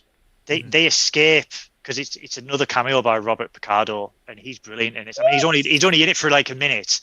And Beverly Crusher, because Robert Picardo is an emergency medical hologram from Voyager, and Crusher activates him. She goes, 20 Borg are about to break in here. Cause a distraction. He's like, I'm a doctor, not a master. And they escape. And the Borg come. So Crusher and all the patients and Lily escape, and it's a brilliant shot because you don't see the Borg. And so the whole scene, you see them hitting the door, and you can see like the not the knuckles, but like their tools on their hands. Mm-hmm. They open the door, and the camera is the Borg walking up, and the doctor sat there, and he's going, I read in recent medical records that Borg implants can cause severe allergic reactions. Would you like an analgesic? But then, like when they're escaping, it's that scene where Picard finds Lily. And like she's got the gun and she's like she's hopped up, she's panicky, she doesn't know where she is. And he's just like, oh, do you want to see where you are? Okay, Ullman's window. There's Australia. There's salons. And she's brilliant for that role. Yeah. Like her, because it's not an over the top emotion either. It's just like you can see just from her eyes. It's blind panic. Yeah. Because she's suddenly questioning what is right in front of her. But that's that bit, Charlotte, where he goes, we're fighting where you say, oh, we're fighting the bog. The bog sounds Swedish. Yes. Tennis reference. Get it. But like I say, I know that the other two films that come out, like what was the one? Insurrection. I can't really remember too much about. But I watched Insurrection the other day. That was the one that Charlotte was on about where it's essentially the planet of eternal youth. Right. Fountain Okay. of Youth. Yes. It had a way bigger budget than First Contact, but just didn't land because of the story. But I love that scene, like Charlotte said, with Geordie, who's just before we leave, I just want to see a sunset. Oh, every time. But then it moved on to Nemesis, which pretty much killed Star Trek for a long time. I've seen it. So, are you trying to say I killed Star Trek because I saw that film? There was going to be. They billed that as the generation. So it was a generation's final journey, and they said it's the last film, but they actually were planning another film after that. Oh, the sneaky buggers! But it tanked so hard. Now, now is that down to Tom Hardy? No. Or the actual storyline itself? Actual storyline and the way it was directed and just shot. So Tom Hardy was actually good. He was a Ben, wasn't he? He was a child. It was 20 years ago. Yeah, it was his first film. He was 20 years ago. He was a huge Star Trek fan. I have had my issues with Tom Hardy in the past. I got a lot of hate on the internet for making a claim that I'd rather die than watch Tom Hardy be in a Boba Fett series. Can you remember when the rumors were out years and years ago? The internet absolutely hated us. I hated the fact that I hated him in Batman. Honestly, worst being, it was terrible. Absolutely agrees with you. Cannot stand the man. We're talking about Star Trek again, so it's fine. Bring it back. Well, I'm getting there. I'm getting there. No, I'm getting there. But I have changed my opinion on him over the last few years, and especially seeing him in Peaky Blinders, he's been phenomenal. And it wasn't until a few years ago I realised that was him. I totally forgot that he was actually in that film. See, I was bringing it round. It was coming round. He was an American pariah for a while after that because no studio would touch him again. After that's so sad. He was a child. He was a huge Star Trek fan. So when he auditioned for the role, it was the role of a lifetime for him because A, it was a movie, B, it was Star Trek, and he was like, "This is it. This is perfect for me." And he heavily researched Picard, mannerisms, everything like that. And when the movie tanked, it literally almost killed him. Because he turned to drink heavily. He was a pariah, like Paul said. And it was so sad because out of most things in that movie, Tom Hardy was brilliant. Yeah. It's just a bad movie. Well, not a bad movie, shall we say. It just didn't work. It wasn't in this. It didn't have the same feeling of a Star Trek movie. No. It didn't quite thing. But because I was always surprised that when the next gen finished, that they didn't start leaning into like the other like series and stuff moved, like because Voyager was out at this time, so I was surprised. Voyager had finished, but the original plan, like with Star Trek Enterprise, most next gen era series, it was 7 series, always 7 series. With Enterprise, it was 7 series and a movie. Yeah, that was the day. That's what Paramount wanted. That's what everyone thought was going to happen. 7 series movie. That was the next movie after Nemesis or after the next. But why did they miss out Voyager though? Voyager was done. So what the plan was for the next gen? Bless you. No, my light just fell. Oh, sorry. Bless your light for sneezing. Oh, God. They were going to do a crossover, Paul. So it was going to be a bit of DS9, bit of TNG, bit of Voyager. Right. I mean, Janeway was in Nemesis. Yeah. Although but That was a plan, but it was going to be an Enterprise. Because that's what made us think the cameo from Janeway. I don't think Voyager was ever considered popular enough to get a movie, because at one point, just before they bought 7 of 9 in, it was on the verge of being cancelled. If it wasn't for 7 of 9 being bought into Voyager, the ratings were plummeting. They needed the action, and it was going to get cancelled. So they never took the plunge and made a movie out of it. But it was like I said, most of it was Star Trek at that point had moved to UPN. So the television division moved to UPN, and UPN was the worst network in America. The execs were awful. See, it should have went to the CW. It would never have got cancelled. You say that. You say that. They're bringing back Supernatural, for God's sake.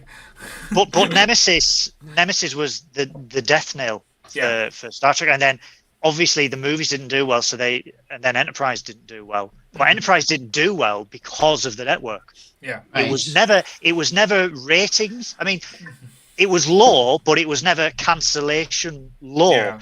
But UPN went out of their way to stifle it. To be fair, though, it's gotten to be an expensive production. Like, say, just like to produce what they have. I know, like, say, going back in the day, but to do Star Trek now, each episode has got to be out there. Because I remember when they did Firefly, and I know it's a different type of kettle of fish, but Firefly, when it was made for Fox, was one of the most expensive TV shows that was ever produced at the time. It was one of the ones that broke the £1 million an episode when they originally did it. It was largely VFX as well. It was that the Firefly pioneered the VFX that carried on into Battlestar Galactica, and then obviously into The Expanse and Orville. Yeah. Star Trek was. I mean, the movies were very tight on the budgets. From the early 90s, 20, 30 to 50 million. Yeah. These days, a movie for 50 million is practically unheard of. It's like a low budget film now. The TV series though were fastidiously, the books were fastidiously kept. Yeah. And a lot of things were reused. A lot of assets were reused. A lot of it's the same with the ships. If you look at the ships from all the next gen, 9 out of 10 times the ships have been reused. They just took the name off and put another name on, or this, that, and the other. And the visual effects sort of increased the budget of the shows, but they also reduced it in a way because they didn't need practical effects. They didn't need to resort to these other studios doing that. But Star Trek Enterprise, I said Discovery was in 2017 was the most expensive one, but before that it was Enterprise. Yeah, the pilot for that was ludicrously expensive. I think it was something like 600,000 per episode or so. I'm not sure. That's a lot of bones, mind. Yeah, but I remember because, like I said, they made a big deal with, especially with Scott Bakula being a name in the sci-fi world. That is an amazing name, mind. To come in and do it. But I think again, I don't think it hit the tone of people were that interested in it because it was a prequel rather than the next moving on the story. It's kind of weird because Star Trek Enterprise has sort of repeated history in the way that the original series gained popularity through syndication, through repeat. Star Trek, the original series, was popular, but never that popular. Yeah. Until it hit syndication, which, in America, 3 series or 4 series, 100 episodes syndication. That back then it was a shorter run. Those repeats all the way through the 70s gained them that. Star Trek Enterprise, with the advent of Netflix and Paramount Plus over there, people are sort of, where they didn't take notice of it when it was airing, they've took notice of it now and gone, yeah, that's actually really good. They have really good ideas. It's interesting what you say.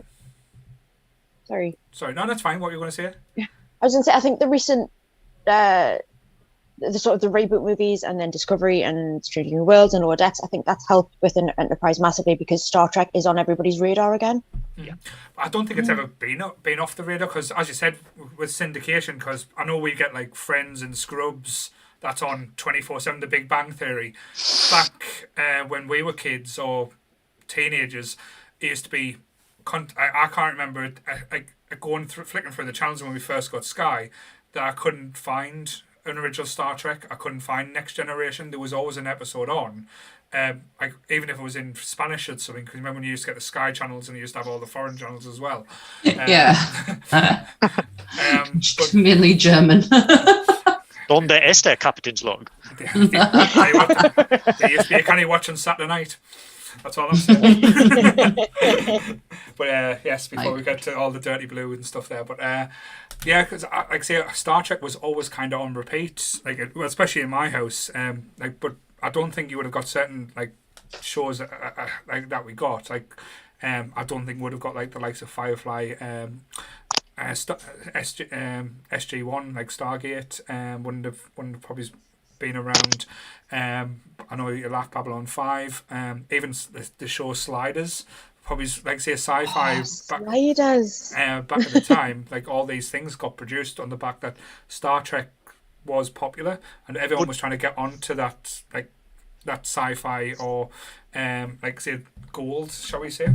I think though it was at a time where Enterprise was on at a time where television was changing. There was a shift in the way television was produced, but the way television was written. Because compare Star Trek Enterprise and then compare it to Firefly. Firefly, sci-fi, but the writing was different. The effects were different. The way it was shot was different. Star Trek was still stuck in the, we've done this for, at this point, 13, 14 years at this point when it started. We'll just carry on as is. It was only at season 4 when they brought in Manny Koto, who again was a hardcore Star Trek fan, and he was like, we can do this, we can do this, we can do this. And it was a shame because Star Trek Enterprise got really good at the point where it got cancelled. That's always the problem, though. That's with certain shows, like and they had the start. They had season 5 written out. They were going back to the Mirror Universe. They were going to get more into the Romulan Starfleet war, but the landscape was UPN was awful. I mean, UPN said to Rick Berman once, right, to jazz up the ratings, let's have a boy band in the mess hall of the Enterprise. Charlo would have been all in for that. She would have been bopping away. And they said, so we can license the songs, sell them in CDs, and we can make a profit from that. And Rick Berman just sat there and went, no, absolutely not. Why would I want Backstreet Boys in the mess hall of a 22nd century starship? Like, you could do a hologram, but yeah, that's what they were wanted. But the landscape, and like I said, if you look at the landscape, I mean, Ronald D. Moore, who was a writer from the Next Generation all the way up to Voyager, left and did Battlestar Galactica, which a lot of Star Trek fans will say is probably one of the best science fiction shows ever created. You had Firefly, sadly, one series, but the whole landscape since the early 2000s, since Firefly, since that has changed in time. I mean, The Expanse. Look at it. Look at the Orville. I mean, the Orville is probably the best Star Trek series that's not even Star Trek. We were saying that. I would say not series, but the best Star Trek parody is Galaxy Quest by far. 100%. Yeah. See, Sam's on board with that. Yep, I'm in it for this one. R.I.P. Alan Rickman. We were saying that the other day about Strange New Worlds. Strange New Worlds feels like Star Trek again. Oh my God! Can we talk about Strange New Worlds? I've no idea what you're talking about. Let's just skip Discovery. Go about Strange New Worlds. We were saying, like when you compare it to Discovery, the first 2 seasons were good. I haven't finished season 3, and I'm struggling to find the motivation to watch season 4. The writers, it's writing. The first Absolutely. two series of Discovery, the writing was nailed down. It had Nicholas Meyer from The Wrath of Khan. It had Brian, it's Fuller, who was on Voyager. He did Voyager, but he was a really good writer. Stuff happened behind the scenes in Discovery. People got fired. People got fired for a lot of really unacceptable stuff. And the writing has not been there, but Strange New Worlds. But moving back to what Charlotte was saying, because it was interesting what you were saying there, Charlotte, sorry. the whole feel of it, it's like there's been another shift in Star Trek, and it's got the charm, it's got the feel, it's got the writing, it's back to a case or like a case a day sort of a case an episode sort of feel, but there is after the last episode that we watched, there is definitely going to be a theme to it, and I think they've established the main villain, I'd say, that's going to be recurring. So do you think but it just so the characters are all there. It's So with this new, it's called New Worlds. Is it? 'Cause like I say, I've not watched it yet. Is it Strange New Worlds? Strange New Worlds. So is it kind of like the multiverse type situation where, or is it going back to the original cast, just telling different stories, just with different? It's Captain Pike. So Kirk, and the Enterprise. So Kirk exists, but Kirk isn't very old at this point. I'm not entirely sure how long before it is. It's 2259, and it's 6 years before, or 5 years before Kirk became captain of the Enterprise. So it's like the kind original, of like a prequel to that. Well, the original Star Trek, the original pilot for Star Trek. Oh, no, it was Pike. Pike, Yeah, I remember Pike. So it's his story rather than. Yeah. So it follows on. Because what they did for the season 2 of Discovery, they brought in Captain Pike and the Enterprise, and there was such an outpouring of love for Anson Mount, who he loved Star Trek. Yeah, he loved Star Trek. He really worked hard to become Christopher Pike, and there was an outpouring. I mean, the convention I went to in Birmingham. I mean, I asked him if they ever did a series, would you do it? He was like 100%. But there was such an outpouring of love from everyone who said, the way you acted, the way you handled such. I mean, Pike was only in one episode, and obviously there was a movie with Pike in, but it was he handled. There was a weight behind it because he was the original. Yeah, and Anson Mount knew that, and the way he handled it, he brought this boyish nature to it, this sort of slightly Kirk, slightly, I would like to say Mal Reynolds nature to it. Get that name out your mouth. I swear on my 3-4 bonnet I will end you. But it was. It really doesn't have the same effect with your northern accent. A bit of an American Southern twang, but so just before we go on to it, like I said, so the premise is it's like, as you said, set before we saw the adventures. It's basically tales that we saw. So do we have like as I said, is Spock and everything the original cast with Pike? Spock's in it. Uhura's in it. Chapel. Yes. So it's essentially it's 5 years before Kirk took command. So some are there, some aren't. So you've got, I mean, they got Nurse Chapel, who was Michelle Beret from the original. Right. They've got Dr. Umbenga, Yeah. It was only in 2 episodes. So just to brilliant. Get to the point I was going to make. So is this reticent the Chris Pine films, or is this going to be completely... No, it's Prime Universe, as they call it. Yeah, it's so the Chris Pine films are now regarded as the Kelvin timeline, so they're sort of like spin-off.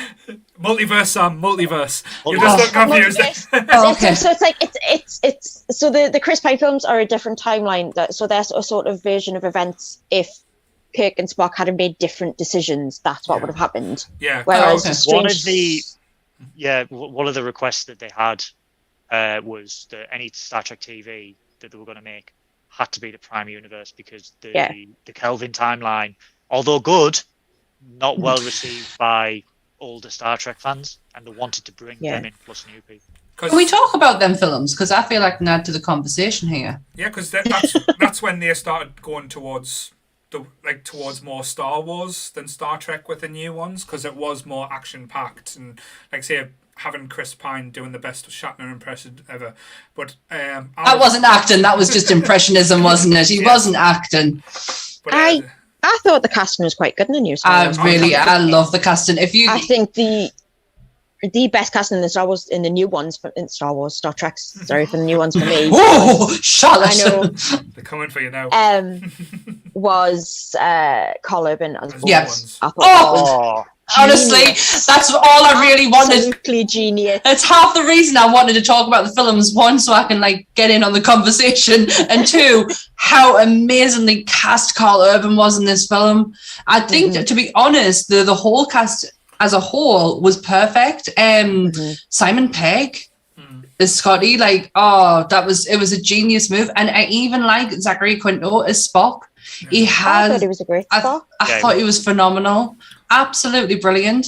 I don't find any part of these three films, because I'm not a Trekkie, as we've all established throughout this. So I hold no love, or I'm not looking for to monitor or look at past stuff. I'm just looking at this as a whole. I loved every single film that they did. The three of them, I thought they were absolutely fantastic. I felt sorry now that one, like, because he was brilliant in the role as well. Anton Yelchin. Anton Yelchin. Oh gosh. Oh my God, that was heartbreaking. I wonder how they're going to deal with it in Star Trek 4.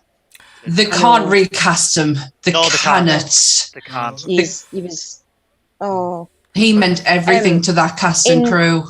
In the third one, the last one, there's a scene, and I don't know how true this is, but there's a scene where Kirk and Bones are in the bar and they're talking about it's Kirk's. It would have been Kirk's father's birthday, and they're talking about his, how the effect it's had on Kirk and stuff, and they're drinking, and they say they got the bottle of whiskey or something or whatever it is from Chekhov's locker, and there's a scene where they pour a drink and they toast, and they don't say anything, but they toast and they take a drink.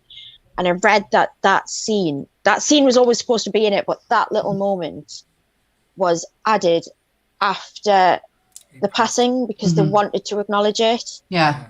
I think I've heard something along those lines. I've got chills thinking about it. Like, he was same with Nimoy, wasn't it? They had to do a scene for Nimoy as well because he passed. It was they added after Spock learns that he's died. He's handed something, and it's a photograph like of all the original cast, and they added that after obviously Leonard Nimoy had died. I think it's lovely that they paid tribute, but we were waiting with bated breath how they were going to pay tribute to Anton in the third one, because obviously he'd already passed before it come out, and we knew they were going to acknowledge it.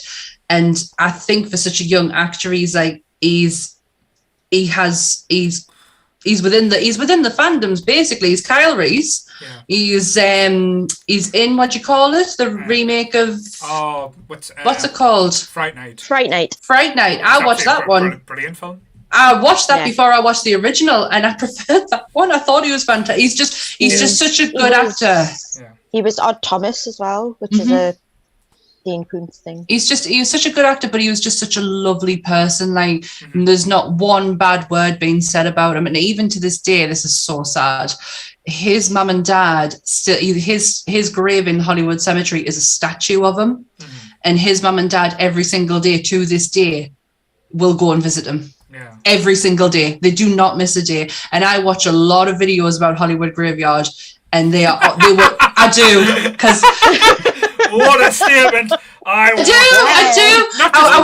actually watch a YouTube channel called The Hollywood Graveyard, and nobody will film around his area because they're just unsure if his mum and dad's going to be there. And I thought that was so respectful. That's the kind of respect he's got for people. I love it. Statement of the podcast: I watch not just some, but I watch a lot of Graveyard. Honestly, I would hate anyone to look at my YouTube searches. It's just a lot of graveyards. So much. Star Trek has a history. I mean, like I said, I said at the start that I think of them as an extended family, but the cast and crew they're all a family. And even in the latest series, I mean, obviously people get old, people pass away. Yeah. And there's been a lot of great Renee Auberjonois, who played Odo in DS9. Yes. Aaron Eisenberg, who played Nog in DS9, all sadly passed away. And there's this great tradition in Star Trek. They get a ship, and it's not the USS Chekhov. It's the USS Yelchin, the USS Eisenberg. Oh my god! Bobby Jean Noir and stuff like that. It's got literal chills. I mean, uber nerdy here. Star Trek Online, there is a memorial wall, and they list every single actor or someone in the production who has passed away. And every time someone passes away, no matter who they are, if they're in Star Trek, they are memorialized and immortalized in that. Oh my god, Star Wars wouldn't do that. I was going to say, not to be disrespectful with us doing a podcast about Star Trek, do you reckon we'll hit the walls one day? Oh my god, yeah, we have an inkling in there. Oh, that'd be so cool. Can I just bring it back to the films again? I need to ask you a question because obviously I don't hold anything towards them, and I didn't understand the hatred that this actor got when he played this character. Benedict Cumberbatch in the second one got a lot of shit, and I don't quite understand why. I'm going to put it out there now, and I know who he was playing, and I know that I'm going to get probably shot and hung, drawn, and quartered for this, but I actually really liked what they did with that character in the film. I thought it was a good take on it without crapping all over the original. So was it a case of because he was playing Khan, it wasn't the same version as what you'd seen before? I'm just trying to establish why he got so much hate. I think a lot of it was right. It's Khan Noonien Singh. Khan, he is, I believe, what was he? Indian, Asian, Charlo? Yeah, it was whitewashing. So, it was basically whitewashing. That was the first part. There was an accusation that because Ricardo Montalban was fantastic as Khan. Mm-hmm. He was. And it's one of those where you would never replace him, but they did. Yeah. And so a lot of people said you whitewashed it. Oh, right. Why could you? I mean, like I said, in Star Trek, there's this rule about eugenics and genetic manipulation. It's been banned because of the likes of Khan, because a load of these people rose up, took over large quantities of the world, countries and stuff, and 30 million people died. And a lot of people said, why did you have to go to Khan? You could have chose a load of other people, and it still would have been perfect, because it's got nothing to do with Benedict Cumberbatch or Bendy Snatch Cabblepatch or whatever you want to call him. He was fantastic. His voice. I only do that to make Sammy laugh. So funny. I think Goodwill probably hit the thing. You've got such a vast story to tell, and again, they're rebooting it, and it's Star Trek 2 as well. Why go back to Star Trek 2? That, to be honest, out of the films is one of the more perfect films, and try and rehash it in a way, but tell a different story. But in essence, it felt like a slap in the face to most people. But I mean, I liked it, but I can understand why people didn't. Yeah, absolutely. Well, can I give? Sorry. At the same time, you can totally understand why they did it, because if you're going to get Star Trek fans excited, mention Khan, and that's probably this is exactly what I was going to say. From an outside perspective, I know the name Khan. I know I've heard the jokes. I've seen the parodies and the memes and everything like that. So when you say Benedict Cumberbatch is going to play Khan, I'm like, oh, holy shit, this is important. Yeah, like, but I think the way they did it as well. I mean, he was, because the way they did it, he was brilliant. He was good. Fantastic. But how they kept on saying he's not Khan, then winking at you saying he's not Khan, then winking all the way through, then. He is Khan. Even watching the film, I was like, he's not Khan. Then he was like, didn't J.J. Abrams apologise for that? Because all the way through, he was like, it's not Khan, it's not Khan, it's not Khan. But that was it's the kind of. We wouldn't do that. It's not Khan. Yeah, but that was the kind of bullshit behind it. It was like everyone knew it, and they tried to do it so much. They should have just, if they were honest about it, it probably would have been received a little bit better. And said, yes, we're doing a remake of Wrath. Well, our version of Wrath of Khan. We don't need a twist. We just need it to be entertaining, and it was entertaining.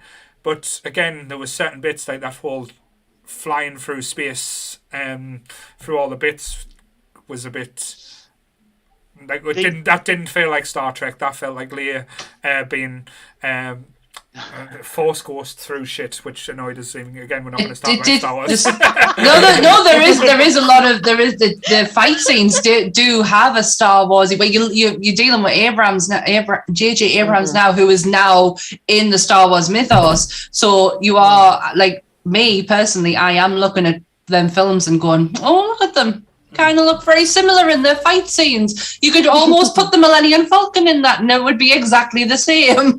They could have had. I mean, it would have been received a lot better if they just didn't use the name Khan. Yeah. Or if it was some other tyrannical leader who was shot out into space or whatever, and then maybe at the end, the scene where I call it the Raiders of the Lost Ark scene. Where is he? He's been dealt with by top men, shoved in a fridge at the back. Yeah. But someone could have done what they did in Picard and just have, what are we going to do if someone else comes back? What do you mean? And just have like something about Khan. Yeah. That would have been a lot better than just saying, yeah, it's Khan. Yeah, but I think as well, by the time I got to this point, because then what was it Beyond afterwards? I think we were a little bit suffering from Star Trek fatigue at that point, because Beyond didn't do well at the box office, but when you watch it, it's not a bad film. It is one of the up there for entertaining wise. Yeah. It barely received any media advertising. It received no there was buzz. no more marketing for it. I was sat there and I was talking to one of my friends and I was like, there's a Star Trek movie coming out. When? Next month. I haven't seen anything for it. Is this the one with Benedict Cumberbatch? No, the one after. The one after. Oh, the third one. Yeah. Oh, I freaking loved it. That white alien thing. Holy crap! Did she look beautiful? I don't actually remember much of it though. So. But I have to said admit that she should come back. Yeah, but I have to admit, like when they're going through like this, like this original trilogy, I loved what they did with the Kobayashi. Maru. Yes, that was one of my favourite things ever. When he's just sitting there, he's eating his apple.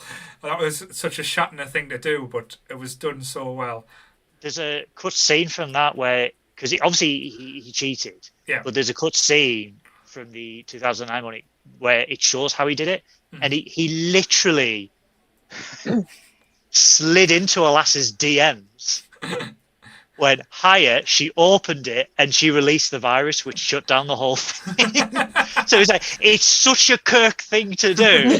Just like, I'm so glad you didn't get to see it though. Like as like a main film, I'm so glad you just got to know. Yeah, that's just Kirk all over. I love it. And Chris Hemsworth was his dad. Yes, he was, and Jennifer Morrison from House and Once Upon a Time was his mom. And Winona Ryder was Spock's mum. Yeah. Yes, she was. She's a great mum. She's playing greatness for mums, isn't she? She's a good egg. Yes, love her. So, what are you excited for now? I know, as I said, the New World, Strange New World's coming out, but I know there's rumours, because there's been rumours now for like the last ones, because I know Tarantino was penciled in to do a Star Trek. It's been canned. Fuck that. That would be amazing. Come on, man. Oh, it would. Yes, it would. Sorry. It was a Star Trek horror from Tarantino, and I'm in it. Went, no. Oh, even though he's a huge missing fan. out. I honestly don't think Star Trek would work as horror. Nah, of course it wouldn't. Of course it wouldn't. I just love that. I just like writing them all up. I think the closest thing we've had to horror in Star Trek is the Borg. Yes. And that works perfectly. But anything more than that, and it would just feel a bit cheap, I guess. Yeah. But it's Tarantino. You just expected red blood all over the place. But I was thinking about this the other day, and I was like, do you know what? If it was horror, it would just be aliens. Pretty much. Yeah. It wouldn't even be aliens. It would be alien on the ship. Or just do it like Spock finally broke breaking and going mental and killing every fucker. Here's some fan fiction written up. Neelix's coming back and being pissed. Oh, hate to see that. I hate the fact that everything's gone out of my head tonight, I fucking hate it. There's a character in Strange New Worlds that I'm really excited about, but I'm kind of a bit dubious about it because of her name. Her name is, I can only remember a second name is Noonien Singh. Oh, yeah. So I kind of feel like we know where that's going to go. So you're going to get your stereotypical Asian character now. I'm having to Google this because I have no idea what you're talking about. I think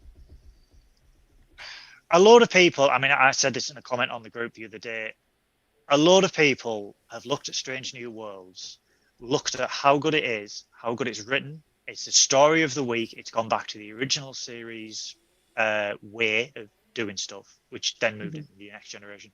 And a lot of people feel like going up to Paramount, CBS, and going, see that, do that for all of it, and we'll be happy. It's Black Bolt? Because the way... that's Anson Mount. Yeah. Yeah. But the way that's written, that is Star Trek. That is what Star Trek is. Absolutely. And they've tried with, I mean, like I said, they tried with Discovery. The writing is not up there.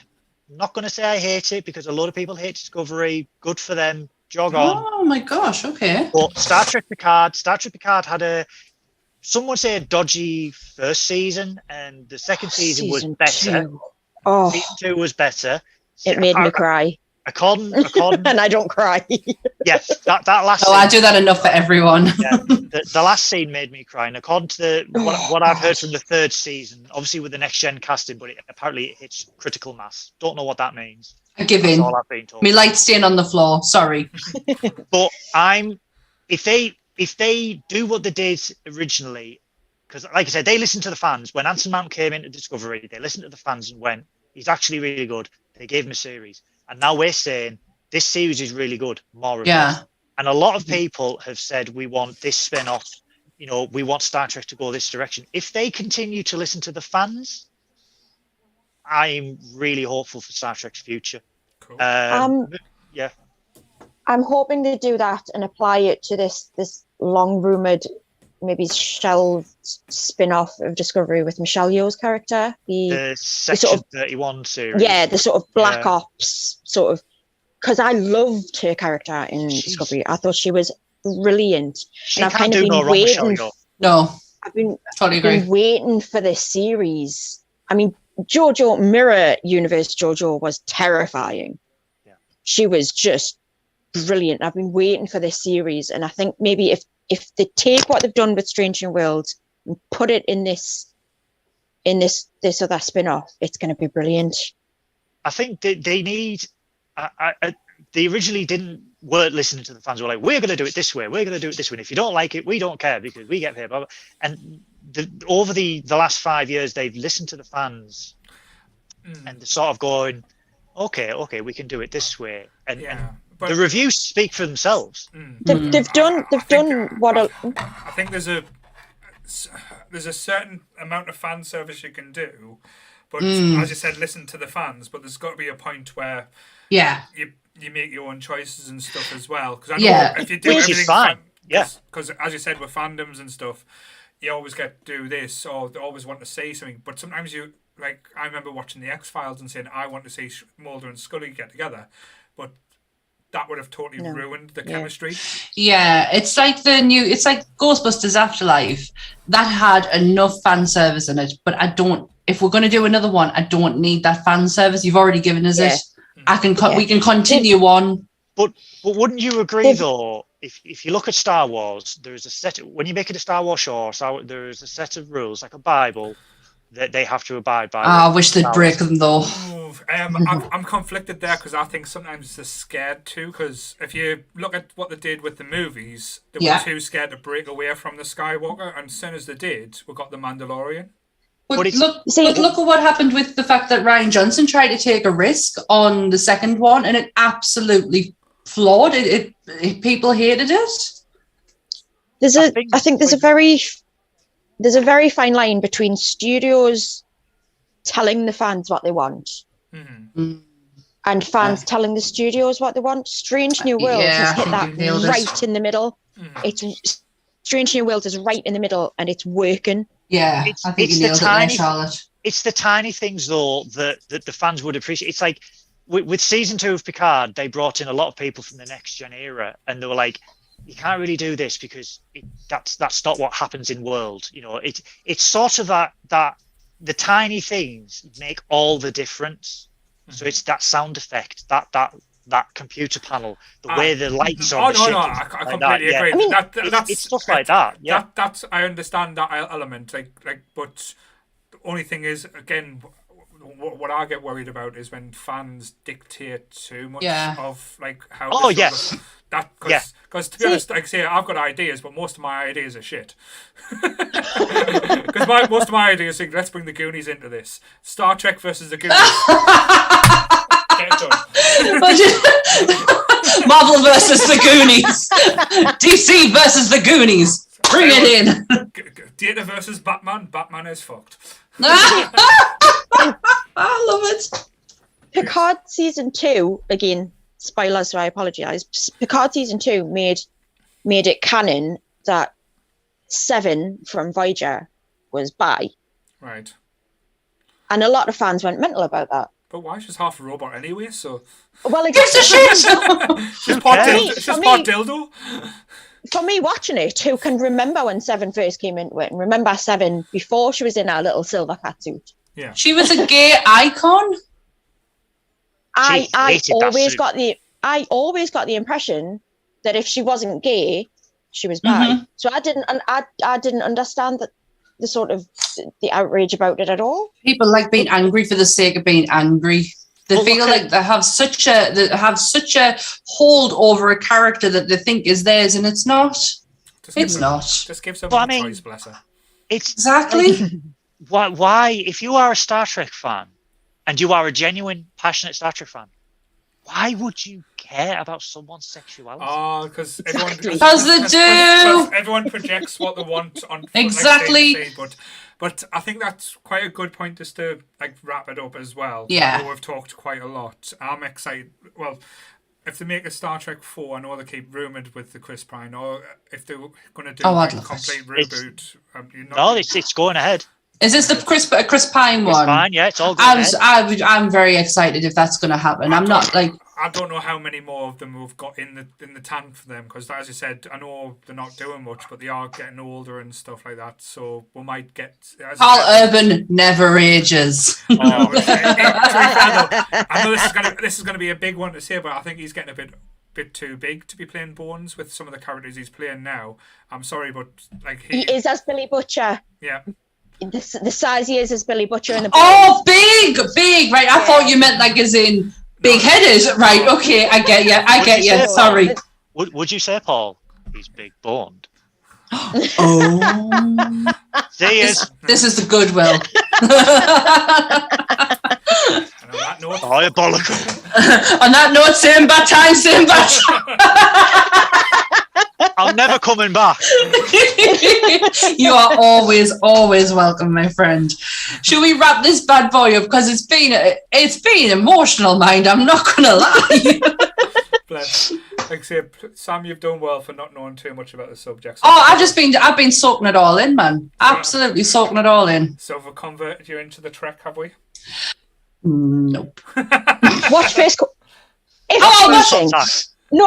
If anything, watch First Contact. Right, you will love First Contact. You don't have to know anything. It's a standalone one as well. The Borg cube alone is so striking, like visually. Like Star Wars has the Death Star, Star Trek has the Borg cube.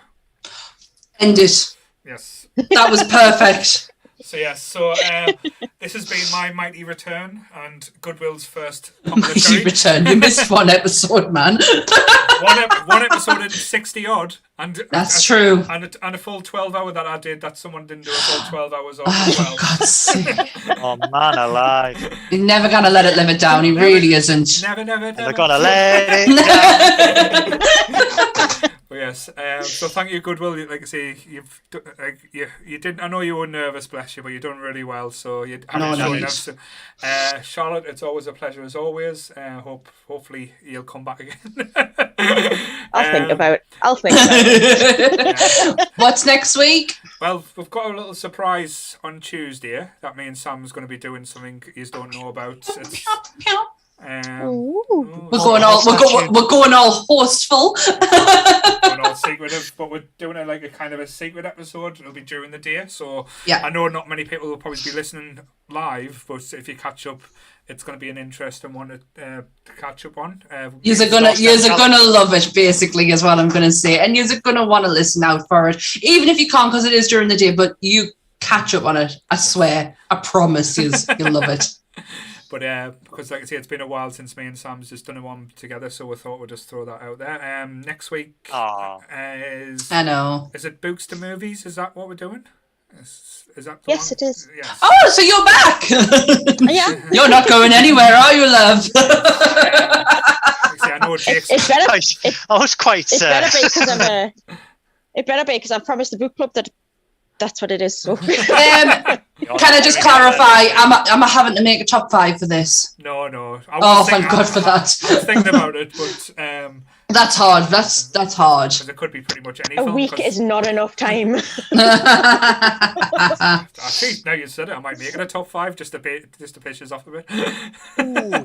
So I'll not be the bad. He's evil. Look at him stroking his beard. He's like, "Ooh, yeah." How can I wind you up? But yes, so that's what's happened this week. I know Jake's away, but I'll probably message him to see what Twitch he's going to be doing. Because we want to play some ghosties. Yes, because I want to play a ghost. I want to intimidate everyone. Yeah, the ghosts. I think they've added a few new ghosts to the game. They have. We need to get on that. We need to get on that and play some more ghost games with Goodwill. And Jake can annoy us. I want to play hide and seek. Jake just runs away. Yeah. Yeah, no, it's annoying. Jake pretends not to be scared. He's going, I'm not scared, but I'm going to run back to the van. Yeah. You guys in the house there. It's like, wait there. And going back for more content. Like, you're the main camera. You have to stay with us. Yes. So yes, catch up on YouTube. Like I say, the last episode was the Alien review, and hear about how a cat fucked a film and how someone gets angry about a zip. Rants. I have actually taken that clip, and if you want to just watch that clip alone of that amazing rant, it is on my TikTok, my personal TikTok. Brilliant. Too old for that shit. But yes, same bat time, same bat channel. Stay nerdy, everyone. Bye. Bye.